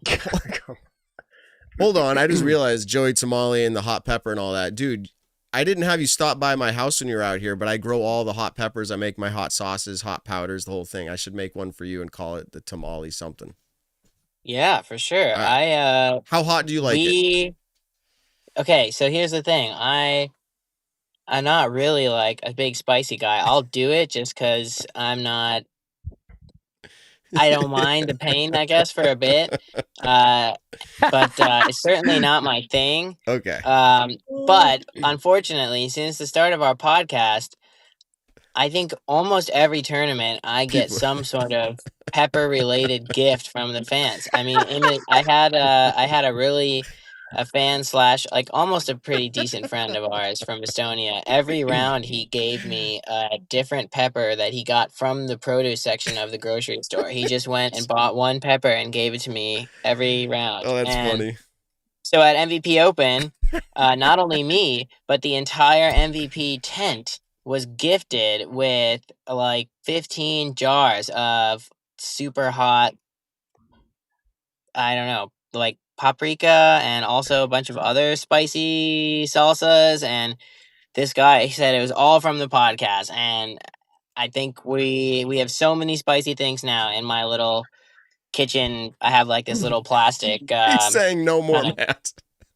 I just have this like plastic tote that I carry my kitchen stuff around in, and it used to just be like a cutting board and a knife, and now it's just like all this assortment of spicy things. And I never really was advertised as a spice guy. That's so funny that happened to you, though. I love how that happened. That is so funny. Yeah, I mean, to be fair, like it's the name of our podcast, and my stamp is, and my logo is a pepper. Exactly. So I mean, I can't be mad about it. I just need to find someone to give it to.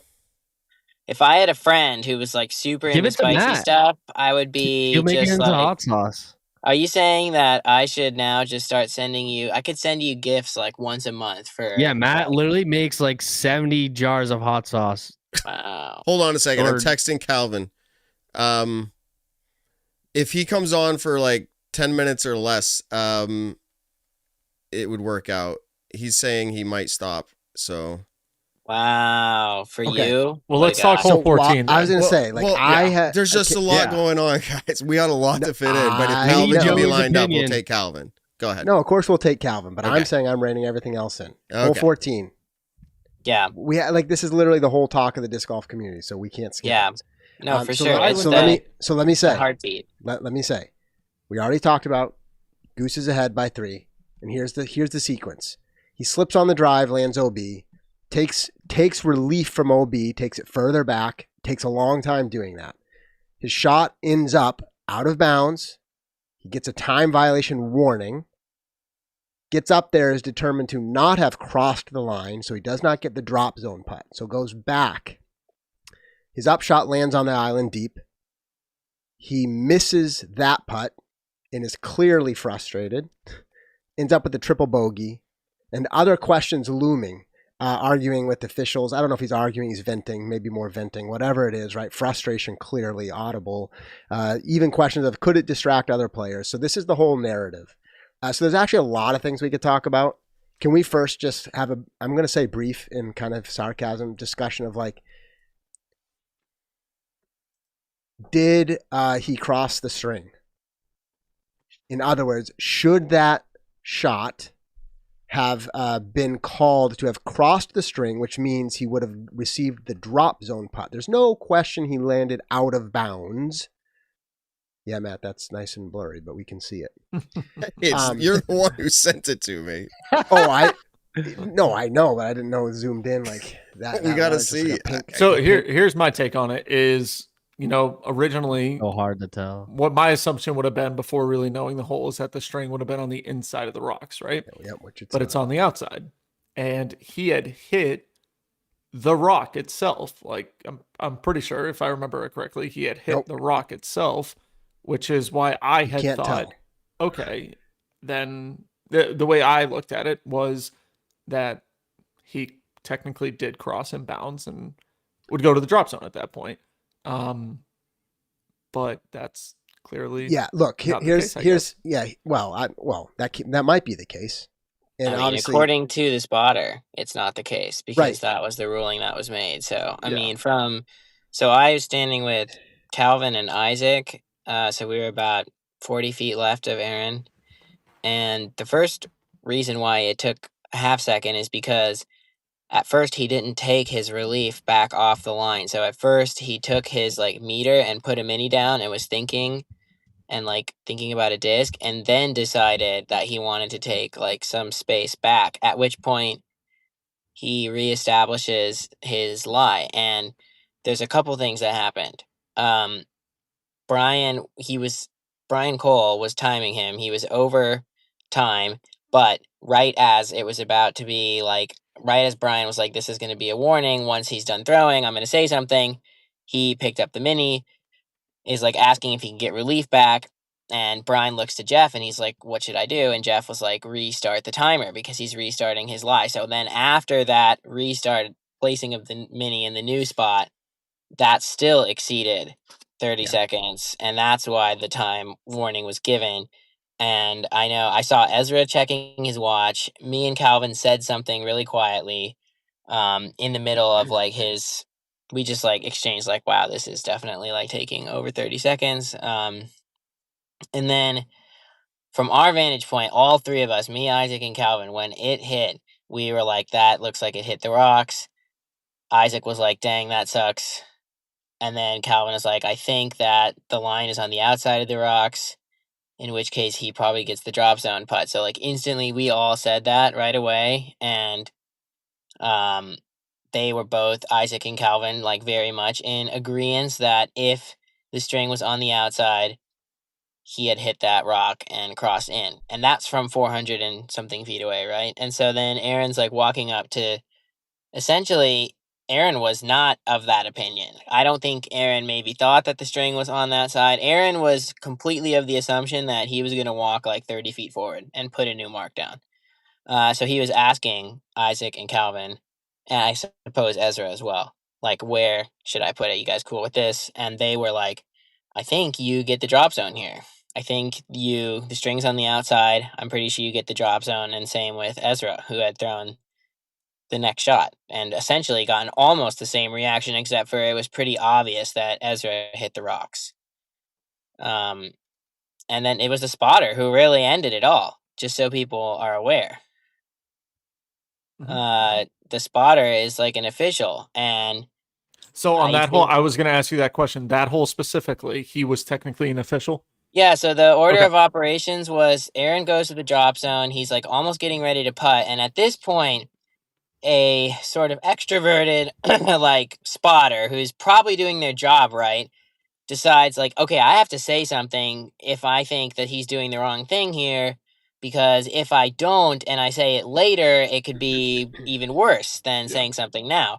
And so he like starts to make a move towards Aaron and says something to the extent that it didn't cross. And the first question, or one of the first questions to the spotter from the group was, "Are you an official?" And the answer was yes, and it was confirmed by Brian Cole. And at that point, Calvin said, "Well, then there's nothing I can say," which is true because there isn't. Like, it overrules the entire card. It's the same deal as the Kristen footfall at Champions Cup. Like, they have full say. Whole 18 USCGC. Yep. Right. But none of us thought that, including most of the gallery, and I could see the spotter even like debating with the closest gallery members who were like a little bit rowdy enough to like say something that he could definitely overhear. And I could hear him like defending the fact that he was confident that it didn't hit the rock. My only question is, when you watch it in the real-time coverage and you see the catch cam angle, you can't see anything. And if you look from the throw cam angle, you can see that the spotter is certainly on the island side of the rock. So I don't understand, unless like my physics is wrong there, I don't know how he would see that inside corner where the string is. And see, like, we could see it from our side on like the downhill side, but like if he's up above that line, I don't know how he has a good look at it, even if he was closer than all of us. Yeah. What do you think, Josh? I think it's by the camera footage, it's very plausible that it did not hit the top part of the rock. You can actually see dirt kick up, and if you zoom in from the other angle, like you're putting it in, and by the way, it looks like it hit the rock. So I'm actually agreeing, but I'm saying it's plausible, and if it's plausible and he says it, like, then I don't know, like it's not so egregious. Matt, skip ahead to the last like frame, the very, very last one, because these are kind of like blurry. These are all blurry. Yeah, but I'm saying skip, right, but there's actual dirt that kicks up, okay? Dirt doesn't come from the face of the rock. And if you go to the last image, Matt, the actual last image, this one, okay? They're actually, where that bottom black arrow points, they're actually like, there's dirt in front of the line. I have no idea if it hit there. That's not my point. My point is it could have hit there based on the actual image. And so at that point, I'm like, it's not so egregious that it's like clearly he made a mistake. Like if this were NFL, you'd be like, that's not undisputable evidence. No one would overturn that. To overturn, right? Yeah, you wouldn't overturn it. So I'm like, okay, so he made the call, he saw it. It's not so absurd that he made a missed call. I actually think it's plausible. It hit the very bottom of the rock, the dirt in front of the string. It looks like it could have. I watched the angle 5 times, which is why I have. So here's my question then to you: is that if you take those rocks away, okay, let's say you take the rocks away and he hits that dirt, do you think the disc has that same immediate right reaction? Because I think that there's no way that the disc reacts the way that it does if it doesn't somehow contact the rock. Whether or not it hits the dirt first doesn't matter. If it hits the dirt on the out of bounds side of the island, but like forces through like that top layer of dirt and makes contact with the rock that's on the other side of the string and bounces to the right, that's in. That hits the island. Yeah, maybe. No matter how low on the rock it is. Like if that string is at where the rock and the ground intersect. Yeah, but if you go back and look, there's a lot of weird anomalies with that string across the line. They put other rocks in front of the line. The disc just bounces so far to the right when it hits like that. Yeah. If that was no rock there, I don't see it making. I could see it rolling in some fashion, but not after a skip first. Yes. Yeah. That's the way that it shoots off it, because I'm actually watching the Jomez right now, and it's funny because it takes him like a minute to throw. So when he reestablished the second time. But anyways, I'm trying to like watch the replay of it. Here's what I think. I think it probably hit the rock. So I'm agreeing. But I also think it was so close that when that call is made, it's real, like it's impossible to dispute. And by the way, like with the kind of coverage we have and the way it, like literally, like it's impossible for us to be sure. Mm-hmm. So I'm like, all right. So here's the thing. Is that the first like bad call or bad break that's ever been made on these rounds? Even without an official, with players making call, it happens. And so the bigger story to me at some point comes with the overall reaction, kind of snowball effect of that moment. Absolutely, ironically hilarious that it's this exact same hole making headlines again. Like so funny. Like right. I tried to improve it. Yeah. I think I don't know. All press is good press. So I'm sure Heinl doesn't care, but I just think that's hilarious. Yeah.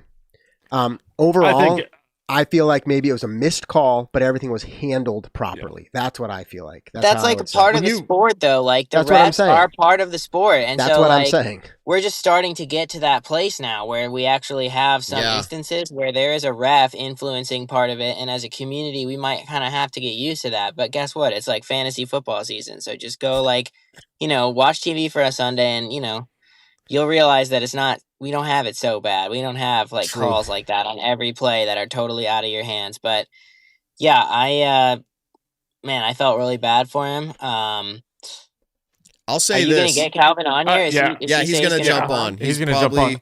Driving and as soon as I'm curious to hear his opinion on it after having talked to him about the whole thing, like immediately in the aftermath. I'm curious to hear his kind of like 24-hour analysis. We're going to keep him for less than 10 minutes because he's trying to get back, like you said. So it's going to be a short one. We'll definitely mention some of that. I think the way that Joey explained it is the best way, is that the reaction that it had wouldn't normally react like that. The way the disc came in and shot to the right afterwards, I think when I watch back, I'm looking at the Jomez right now, and I watch it 5 times in a row, the way that it reacts is 100% what I feel like is reacting off of hitting the rock. Unfortunately, this is my other thing. That rock can literally extend a little bit below the edge of the dirt that's tucked up, and it can hit that. It's true. If what I just said is possible, then you have to say this is a necessary evil with marshals or officials. This is necessary. Like it will never. But this is also part of sports. I think that's also bad design. Is why would you have the string on the outside of the rock? Why not have it on the inside of the rock? Well, I'm sure they're they've had embarrassing string on the inside of the island moments on the tour. Yeah, I was just gonna say. I was gonna say, literally, you would have the same you would have. It's like the hay bales at USCGC. Where's the line on the hay bales at USCGC? Is it on the inside or the outside? I forget. Inside, I think. On the inside. So you know that if you hit the outside of those hay bales, same thing with the rocks right here. Like Maple Hill had to change the way their rock walls work in the hole OB 18. is. Exactly, because there was too much controversy with it. I think this is an exact moment like that, where we try to do something where you add in, okay, these rocks are to kind of help rollaways. They made the green 1,000 times better than what it was last year at Worlds. I think this was just an oversight, having the line on the outside. Because then here's the rock edge, and the disc comes and hits like this and bounces off, and the spotter says, sorry, it didn't go far enough forward. Like it didn't actually cross the string, and you're gonna have the same argument. No, I think if the line is on the inside of the rocks, you wouldn't have the argument whatsoever. No, but then what if the disc wouldn't be able to make the rock? If the disc came like angled and hit the top edge of the rock, and it's like, did that? Isn't there like a separate the rock? The rock doesn't just stop right here, though. The rock goes down like this way and this way. So if you hit the top of the rock, that line is still 6 to 8 inches over this. Well, no, the rock might be flat on the front, Nick. It might not be the same way. Most rocks don't really have that flat edge to them. I'm just saying, most don't. If you're building a staircase, you find it. And I worked with rocks for a living. I know what rocks look like. I'm sorry. That's great. Calvin's a rock guy too. Exactly. Maybe Calvin can give us the more college educated version of this. I'm not a college educated man. Isn't there a rule that just like allows it to have the come to rest safe? Isn't that like you could do that. It's not a bad idea. Why wouldn't you just do that? That eliminates everything. It doesn't matter where the heck you hit. Decent idea. Decent idea. That's so Joey. easy. That's by the way, on that hole. I think other people thought that's how that hole should have played. So that actually, I think, is the solution. Courtney in our chat says they were spectating at the base of the hill and that the disc hit the rock, saw and heard. Yeah. Which is what I just said. The way it reacted, it 100%. Oh man, and I'm gonna have to go. Like you guys, I'm gonna have to go make a video to show you how what I'm saying. Yes, I understand you're saying that the line could be tucked under this way or that way or whatever. I'm just saying the way that it reacts off of that hillside. If you throw a disc 100 times in a row and just hit the hillside, Nick, you're not going to hit the rock. Just hit the hillside. It's not going to react the way that it hits reacted. the rock through the hard packed dirt below the string. You just talked about how rocks are, right? Like they aren't straight or flat on one side. it's very possible that the rock extended in even lower into the dirt and the rope was up higher on it. Like I that's what he's understand. getting. Yeah, The but way, wait, I'm so if telling you, the that way that rock I'm is- watching the video is that I feel like the way I'm watching the video is that it hits significantly above the area that we're talking. Like I think it hits Yeah. middle of the rock, Yeah. which technically, Yes. if the middle of the rock's right here. The line's down here, 6 inches to So- the right. Josh was making a case, and we're staggered stance. But when I first watched it, I did think to myself, "Oh, that was pretty clear as day. It hit the rock." That was my literal first instinct. That was clear that it hit the rock. When it gets called back, that's when I would start to be willing to listen to a little bit of the debate. Like, well, there's a reason why, and it's hard to say that him and 2 or 3 other people were like, "No, it didn't." What if it hits low enough on the rock that it actually hits the string and like bends the string? It bent the string. Hey, whatever Through the the spot, dirt. whatever Through the the marshal dirt. says, whatever the No, but marshal I'm saying says. like that would It that could've would gone go underneath, along with yeah. the That's- Graham theory. The Grahams are saying that it hit low enough that it would go like below the It string, and I'm could. saying Technically, What it if could have it gone below goes- the string. yeah, and it can And go cross below the the string. If plane. yes, exactly. It crosses the plane no matter what. If it goes above or Yeah. below, it doesn't matter if no, it has yeah. a tunnel underneath. No, the you're island. not understanding Rope the below here, part. rock extends further down. It Yeah. hits further. I- down. I'm get what gonna you mean. have to make. And by the way, the crazy thing about me having to like prove this to you all is not that I think it's what happened, but I think it's possible it's what happened. And if Yeah. that's the case, you have to allow for that. All right. Okay, Like, so we've talked a that's lot fine. about Take And by that. the way, Now the this is spotter's where- angle is just fine. All of you saying he can't see. I'm watching it. That's your. I was gonna say he can see right just there with fine. it. Yeah, he's right there with it. Now, do I think his positioning could be a little bit better? Yeah, but Okay, at look, the same look. time- Literally, look at this image. The bottom black arrow, literally where the fine tip of that black arrow is. If the disc hits right there, it is going to react like it hit a rock, and it's going to roll backwards. But it didn't cross the string. it's possible. It's possible. Oops, not our closeout music. Sorry. I'm like, that's it, Thank you, boys. everybody. We've argued are too done. much That in is one it. night. I hit the wrong button. And I Um, just hung up by accident. Oops, sorry. We're all out. Peace out. Out of the chats. Like, good show, everybody. Mic drop. Anyway, look, I have fun arguing, but I think I'm right. So anyway, That's how you have to be.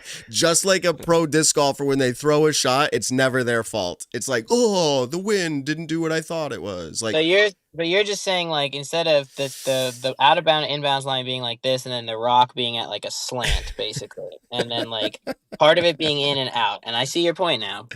yeah, that's all. again, it could be. Who like- knows? who knows? But if the spotter says it didn't hit it, That's the hard I part. mean, it is fun to debate other aspects of it, right? Like because you gave us the actual scenario, Joey, and it's like, yeah, does he speak up? Does he not? Like all of those things. He get, should like, have weird. spoken up if that was Yeah. his belief in that moment. Because if he doesn't, I mean, so it's like I think you have 3 paths in that moment. Path 1 is to never say anything, right? Like you waved your flag. Like, okay, path number 1 is like finish spotter, right? You waved your flag, you're not going to speak it again. Like you've done your job, right? You're not, if they play it wrong, like that's not on you. Path number 2 is you don't say anything in the moment because you don't want to mess anybody up, but afterwards you like tell Jeff Spring. I don't know exactly what happens there. I don't think it's a misplay, even if the spotter's an official, because we had that new rule where like if you don't throw a provisional because they gave you the wrong flag, like it doesn't affect your ability to take a provisional if the spotter messes up. So that's like the second path, and the third path is what he did, which is just like, you know, Calvin, did Aaron hit the rock? Yeah, hold on. We're gonna no, we're not gonna bring him in like that. We're gonna swap. That's him. 100% how we're bringing him in. Hold on, I gotta hit another button. Don't say anything yet because I've been leaving everybody on mute. All right, welcome to the show, Calvin Heimberg. I think we should be good now. How's it going, man? Congratulations. Good. Good. Congratulations. Congratulations. Thanks for pulling over for a quick short congrats on our live show. We were just debating a few things here. It was pretty fun and epic for a while. Joey's in as well. He might ask a question or two. He said he was interested in your opinion on some things. And I'm like, didn't you just spend a lot of time with him? So, dude, you just came through. You shot some really hot rounds, and then you made it really exciting, epic. There was drama. There was incredible eagles, everything. Congratulations on that. Where does this rank for you as far as like victories? You've had some big ones even this season. How does this one stack up? You know, I haven't really thought too much about that. It's been kind of busy. Just been packing up and driving a lot today. So, but I haven't really thought too much about it. But I think it has to be up there as one of my better ones. Okay. You know, just with the purse size. But I don't know. It's also weird. I feel like the Tour Championship is still like kind of missing an identity in some ways. I don't know. It's always been a tournament where it's like, yeah, it'd be cool to win it, but I don't know. It doesn't quite feel as big as it probably should. That's pretty much how I started this whole episode an hour and a half ago, was that like saying what you just said, and I wasn't even there. It's not that it's not big. It just like, I like what you said, lacking an identity. So, but congratulations on how this played out. Of course, you talked about it being like, I didn't look. Is this the biggest purse you've ever won? Yeah, biggest sanctioned Okay. Big yeah, money I mean, I blue. won that like Eagles Crossing Skins thing where I won more Right. money, but You're gonna get a new nickname, Big Money Calvin or something. I don't know. I don't think so. Okay, we'll have to come up with Cash Money Calvin. I don't know, something. I don't know. Big Vinny. Maybe we'll put that one at the bottom of the list. Oh, but that sounds funny. I don't know why it sounded so funny to me, Winnie Vinny. But here he is. He caddied for you the last round. Any questions for him that you want to ask, Joy? Anything? Oh, I was gonna let you guys go first, but I'll ask one off the top, which is how far have you gotten? Oh, I'm somewhere in Georgia. I don't know. You I'm gonna not make gonna it? make it all the way, I don't think, but I'm somewhere in Georgia. all right. I'm throwing this over to Josh. Josh is always ready with something. Yeah, maybe not as much. I didn't know Calvin was joining. But Yeah, it's a congrats, surprise. Calvin. Yeah, no, congrats. That's awesome. So this year you did not get as many pure total wins as you have in some years, but you picked up a major and then this championship. All in all, does that feel like a great accomplishment and a strong season for you? Yeah, I mean, I think I had a pretty good year, all things considered. You know, I got my first major. I won this Pro Tour finale, so two pretty big wins. And outside of that, you know, I may not have podiumed as much or top 5 as much, but for the most part, I kept it inside the top 10. I'm pretty sure. So I feel like I played a pretty solid season. You know, it's probably, you know, it might be I don't know. I guess like as far as if I were like 10 years from now to look back, like this is probably my best season to date, like as far as like accomplishments, but I still think I played better in 2023. So I don't know. It's tough. Yeah. I didn't like have as big of wins, I guess, in 23, but as a whole, like I played better on average. Yeah. Well, yeah, you averaged 7.45 for a finish place. And so, yeah, that's which is second best on the tour, of course, behind Gannon, which is also the same way you finished Pro Tour points, but then you won this tournament. So again, really kind of capping off a strong Pro Tour season. So that final round ended up being quite exciting. And in the post-round interview, you talked about obviously your performance down those final few holes, which were awesome to see. But you talked about how everything else had to also go right.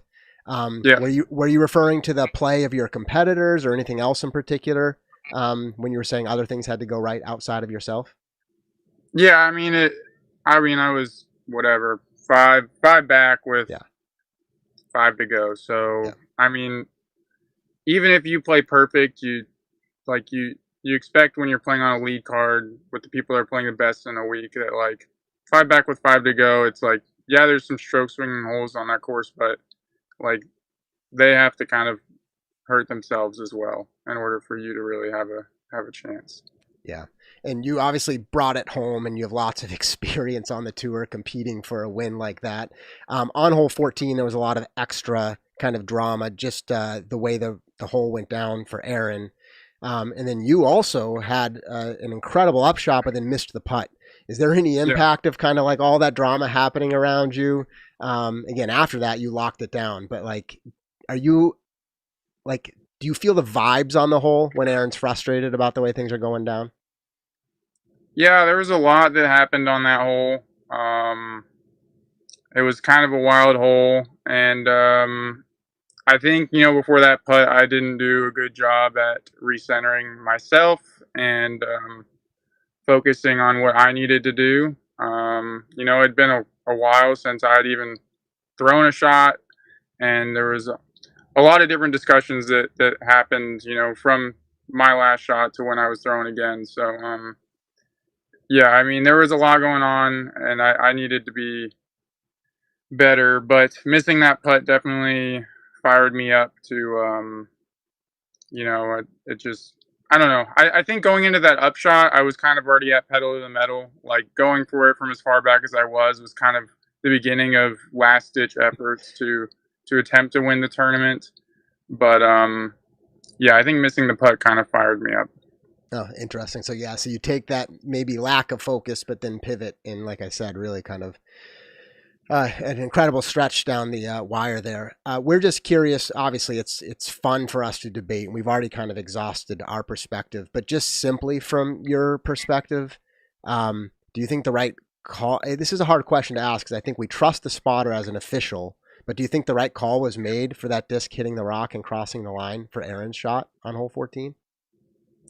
When he threw the shot, I thought he hit the rock. I mean, granted, we're 400 feet away from the rock or whatever, but yeah, I mean, it was, you know, when he threw that shot, he also got a time violation. So, like, after that, you know, he was dealing with officials. Then it's like he threw, then I think maybe Ezra threw after him. I don't remember which one of those guys threw. Isaac had to throw an approach. So, like, we were all kind of moving up to the green. Like, I saw both of them at one point, basically what I thought hit the rock. So we're all just moving forward. And then, yeah, when we get up, actually, there was actually a point prior to that. Like, I'm kind of close to the green, I'm pretty sure. And Aaron's still back on the line with the officials. Because I don't know that, like, we don't know at first even if the line's on the outside of the rocks. Like, it's not something I'd paid attention to in practice. But when I see the lines on the outside, I'm like, okay, he crossed, so he's going to get to take it up there. So, like, because Aaron's looking like he might need a spot back on the line where he ends up having to throw from. But I'm like, I'm pretty sure he hit this rock. So we're all walking up there, and then we get up there, and the spotter's like, one did, one didn't. And it was like, okay. And then eventually, yeah, we were asking.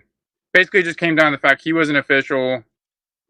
Like, his only job was to determine whether or not someone crossed or not so that you can get to the drop zone. And yeah, I mean, when you have officials on the course, it doesn't, I think you like may be able to make an appeal, but I don't know. Generally their call is just their call. And that's what it kind of came down to. So we had to give him a spot, and he had to go back and throw from, you know, a few hundred feet away. And yeah, I don't know. But yeah, initial perspective, it looked like he hit the rock to me. Like that's just what it looked like from where I was. Yeah. Well, I'm sure we will debate it more for the sake of it. Obviously, that was a tough moment for Aaron all around, like you said, you know, missing putts, calls, time violations, etc. But then for you step up to hole 15 and you throw an incredibly long drive. Like, for those watching on the camera, like, how far is that drive? It looked like the disc was just hovering at the end. I don't know if you've looked back at it, but how far did you throw that? Yeah, I mean, I'm throwing that one pretty hard. I don't know what it plays to get up there. It's probably around 500, maybe a little over that to get up there on that tier. That shot, I actually threw it a little bit better the day before. I actually gave myself like flat footing the day before, as opposed to kind of being on like the the edge. But yeah, I mean, it was still kind of pedal to the metal. I had strokes to make up, and you know, that was a spot where I thought that I could make strokes up, and so yeah, I went for it. That's awesome. Very cool. Well, yeah, it's been exciting to follow along. It's been an exciting season. I'm sure I know we're going to let you go soon, and maybe others have questions, but just in general, now that you had to do an off season, there's a match play event. Is there anything else like you're intending to do, or is the off season really rest and recovery for you? Like, is that your goal, or do you travel around and do other things? I generally like to just rest and recover. I just like to go be home. I don't know. It's a long season. I don't get to go home really. So, it's nice to get to spend some time at home. So I don't have many plans yet. I do have the match play in a few weeks. But, Gannon Gannon's not happy. He has to play you. He was on here earlier tonight, and he's not happy. Yeah, rough draw. He goes, he got it. He lost early somehow, so he comes up through the losers pool or whatever. He's like, no, I have to play him. Yeah. I didn't necessarily play the greatest there in those qualifying matches, and I snuck in as like the second from my group. So, and I guess all the winners of groups got matched up with the loser from another. So, yeah, well, that's how we got paired. Well, it's oh, yes, you can. I know what your opinion is on spotters being course officials and essentially having this kind of, I mean, we saw it with Kristen at Champions Cup, and I mean, it's on a lot of holes nowadays, especially the important ones. And I just want to know what your opinion is on them having not only like the part of the ruling, but essentially the entire ruling. Well, I think I just lost service there for a second. Can you hear us now? Yeah. Okay. Yeah, I kind of cut out there. I don't know if that's me or whatnot. I don't know. You're good. A few bars of service, but I think I got the gist of Joey's question. I think inevitably it's like something. I like spotters. I like the officials on the course. I think especially for, there's a lot of times where we're throwing from 400 feet away, and like there's no real way for us to know if something crossed or not. And like I don't think like when you're 400 feet away you have that good of a perspective. So like I think with islands and stuff, I know they do it on. There's always been, the past few years there's been one at the Beast on like hole 3 at Nokia. Like there's someone that's just there to look at a line and tell you if you cross. And I think that's honestly where it needs to go more, because it's tough as a player to just like self officiate. So I think like I'm a fan of having officials on the course. Ideally, they're in the exact right spot they need to be. But it's just something I think we're going to start to see more of as the sport grows, and I think it's a good thing, and I think it'll only get better. People will get better at those jobs as they happen more. Yeah, and just like the NFL, eventually we won't be able to second guess the officials. You'll get fined. Yeah. Well, yeah, and you'll also have to pay them a lot of money. Yeah, so true. It's like, and I would never be an official because they would know my bias. They'd be like, he talked smack for 6 years on disc golf, and he doesn't even like Calvin at all. And then like I'm out there making a ruling if you crossed in bounds or not. I mean, it wouldn't be awesome. That would be tough. That you might get some hate mail. Yeah, that shtick of me hating you is come and gone years ago, but it's still fun to reflect on. People just were like, why does Matt hate Calvin so much? And I just was like, I don't know why, guys. I don't know why. It's just deep down, you can't help it. Can't help it. Well, the whole thing was that Calvin wasn't winning, or yeah, that was your whole thing, and now you won everything. All right, so. It's true. Almost everything. All right, well, we kept you about as long as we thought, was good. You're on your way traveling. You're trying to make it home. We appreciate so much you stopped in, man. It's awesome to see the success, the big wins. Everybody loves the emotion when you let it out with a win, and you don't have to do it for us, but it's great to see that you have it deep down inside of you. So sweet. Awesome, dude. Have a good, safe trip. Appreciate you jumping on. Yep, no problem. Have a great evening. All right, bye. See you later, Calvin. Bye. All right, we're down to the last minutes. Joey Tamale's been here for a lot of it. Final few minutes. I want to ask one more thing that we didn't really get to, and we don't have to go deep on this. But so with a triple bogey for Aaron, then he has a birdie, so recovery, right? But then a double bogey. Do we think like the way hole 14 went down, like, is what sent him like on a spiral and losing that? Yeah, like, he went full tilt. Absolutely. Okay. So like, so Joey, go ahead. Staggered stance. Yep. Me and Joey different. I mean, he first of all, he threw the exact same nuke on 13, 14, and 15. The same red nuke. It's the same ones that AB throws. And obviously he slipped, but he also, like, you could argue he could have turned that thing a little bit more. Especially considering he threw pure hyzer on 13 with it. It's not an understable disc. And on 15, he snapped it over. He threw a great shot. And, right. like, got not a Calvin level shot, but that is a skinny fairway for anybody throwing a backhand, because he could have bailed out and thrown forehand off the tee. Like, if you're just playing for birdie, you could go forehand, and have a birdie putt on that hole. So I think he did that. I mean, man, Isaac Robinson's got to be kicking himself. had the chance. And it's not even like at that point too, like 1 and 2, he had inside 25-foot birdie looks and missed both of them. Yes, it's a bit of wind, and on hole 2, like, honestly, he probably made that putt on hole 2. That thing got lifted into the band. That was unfortunate timing. But those two, he had another one on 9, I think.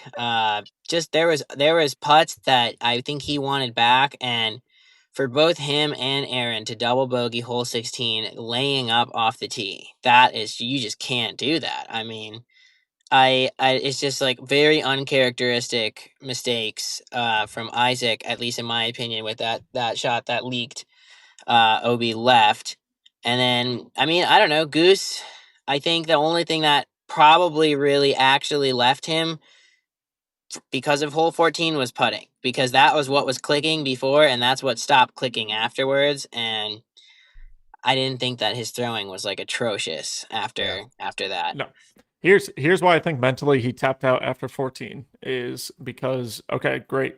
You get the massive triple bogey, right? And that, I think at that point tied everything up, or Calvin was one back. I forget the exact math to it. Anyways, next hole, he throws a couple great shots.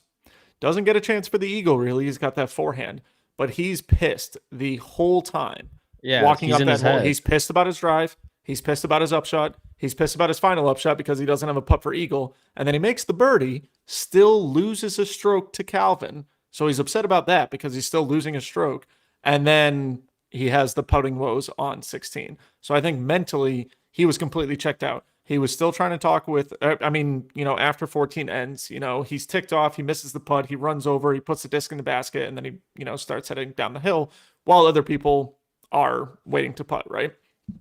Then he's talking to officials. He's talking to Brian Cole. He's talking to Jeff Spring.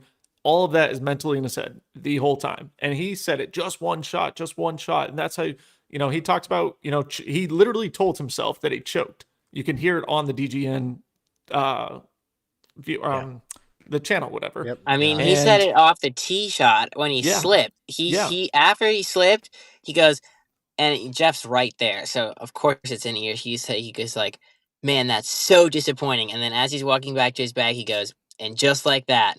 And I'm like, wait. Yeah. You got a 3-stroke lead. You just threw it out of bounds once, big dog. Exactly. And then, he was still tied after hole 14. You're tied. Yeah. So that's where I just think, with 4 holes left. I was talking to my, close friends out of Virginia, and it was just like, this is watching something happen on full tilt. And that's what I think exactly what happened. And then after 16, Calvin throws a mash of a drive. Isaac's kicking himself because he played the hole like he was supposed to. He laid up once, laid up twice, and then his third shot trying to get to the basket, he just soared it out of bounds. Like, it just lifted on him and it just went. And that's not a characteristic. Like, normally Almost that's hit a the routine putt, backhand for Isaac.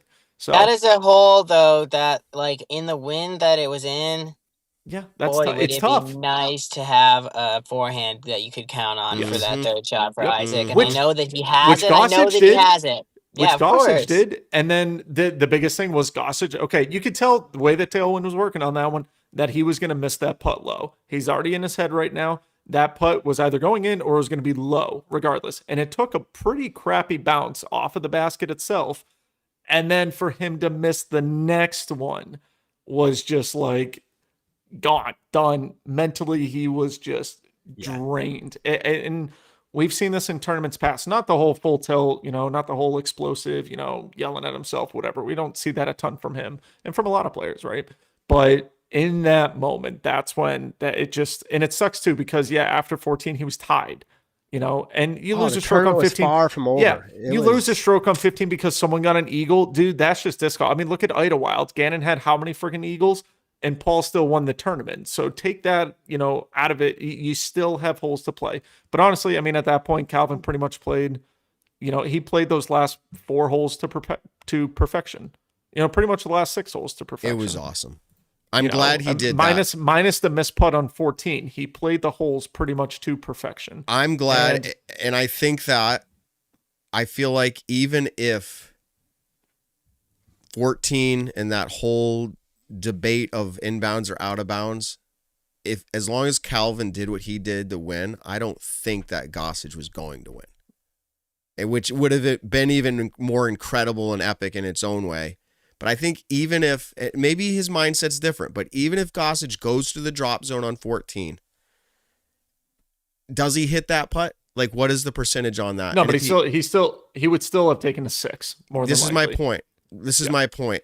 Give him inbounds, drop zone putt or not, I don't think he wins. Now, you could say, Matt, you don't know because mental game, the whole thing you guys were talking about, maybe he's shot. I don't know. But all I'm saying is I'm glad Calvin did it.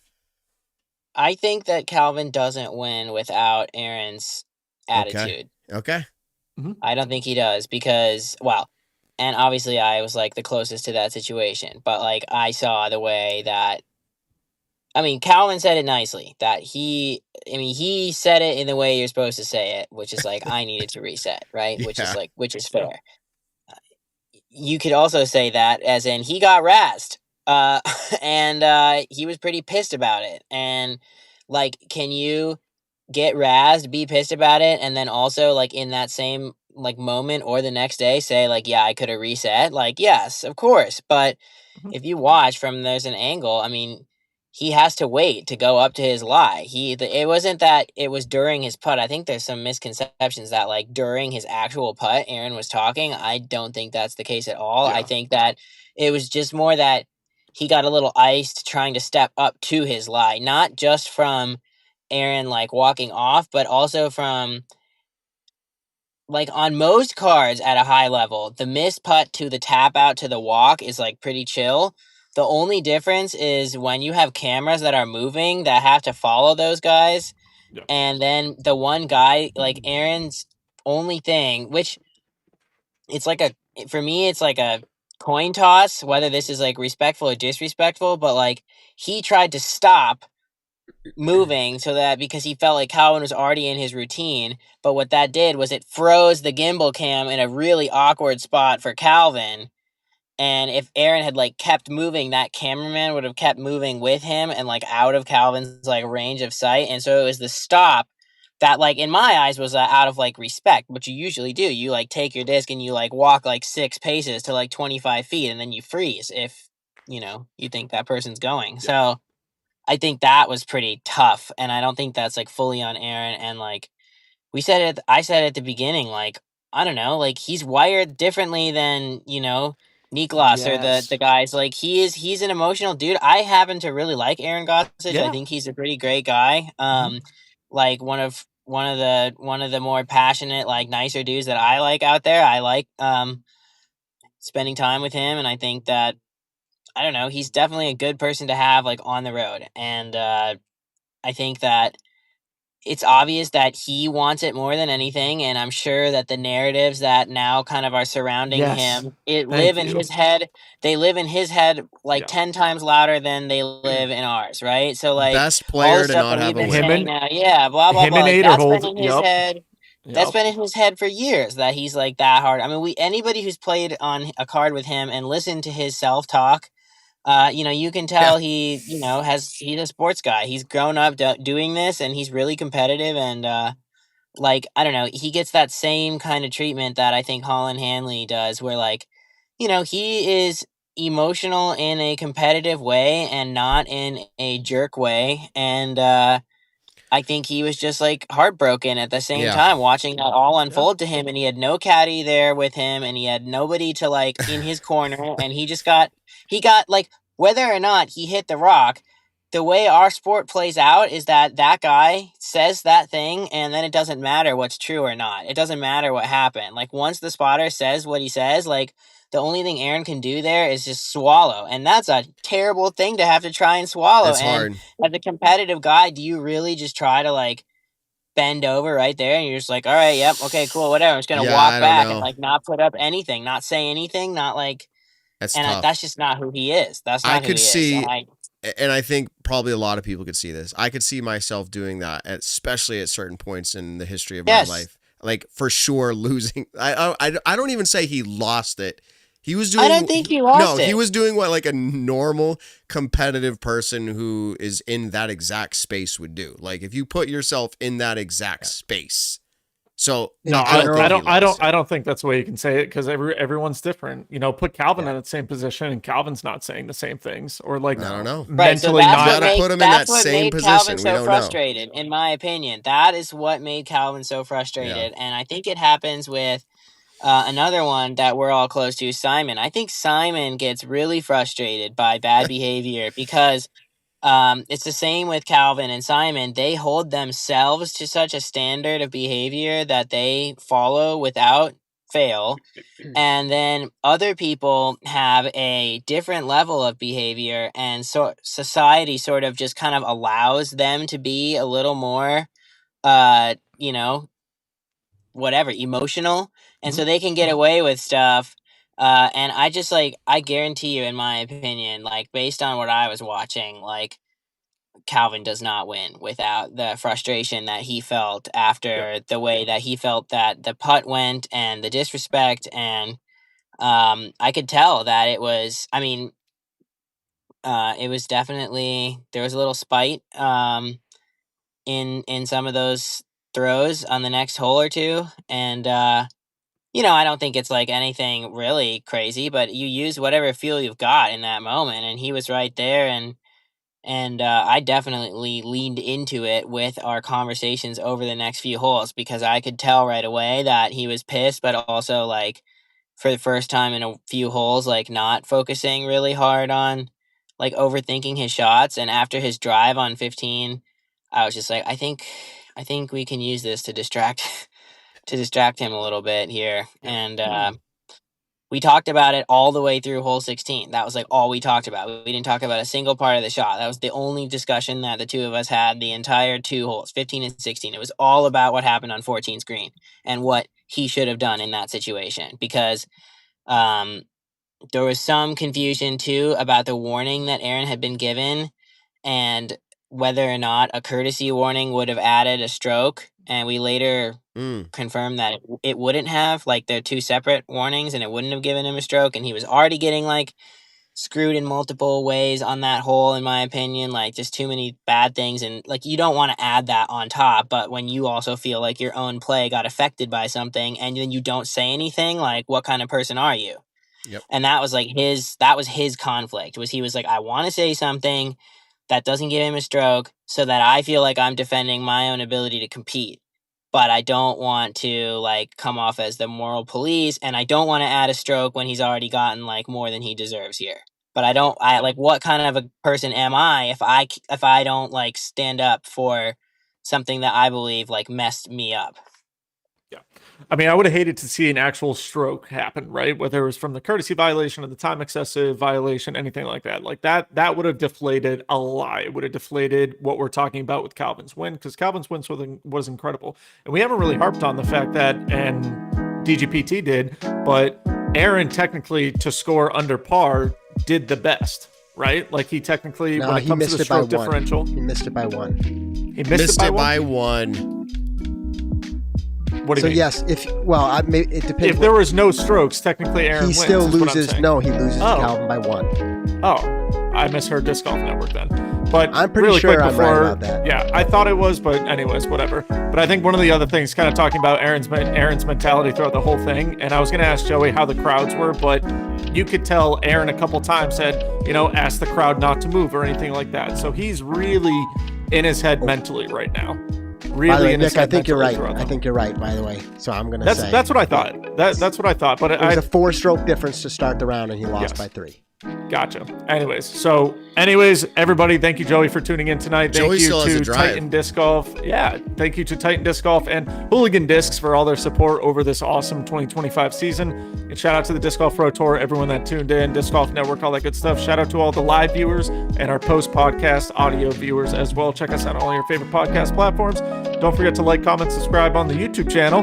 Check us out for the 2026 season. Tell someone you love them throughout the rest of the year, and we'll catch you guys all in the next one. Yeah, everybody come back for next episode, and we'll be recounting bets that were made or lost this offseason or this past last season. Bed's broke. We're gonna Nick, check. did we make a bet? I don't Yeah, even let's know. make another I don't bet. think we did. We'll check back on We other can make takes. a bet that we maybe. made a bet. Maybe other takes that we brought. We'll also fill you in on our plans for next year's season.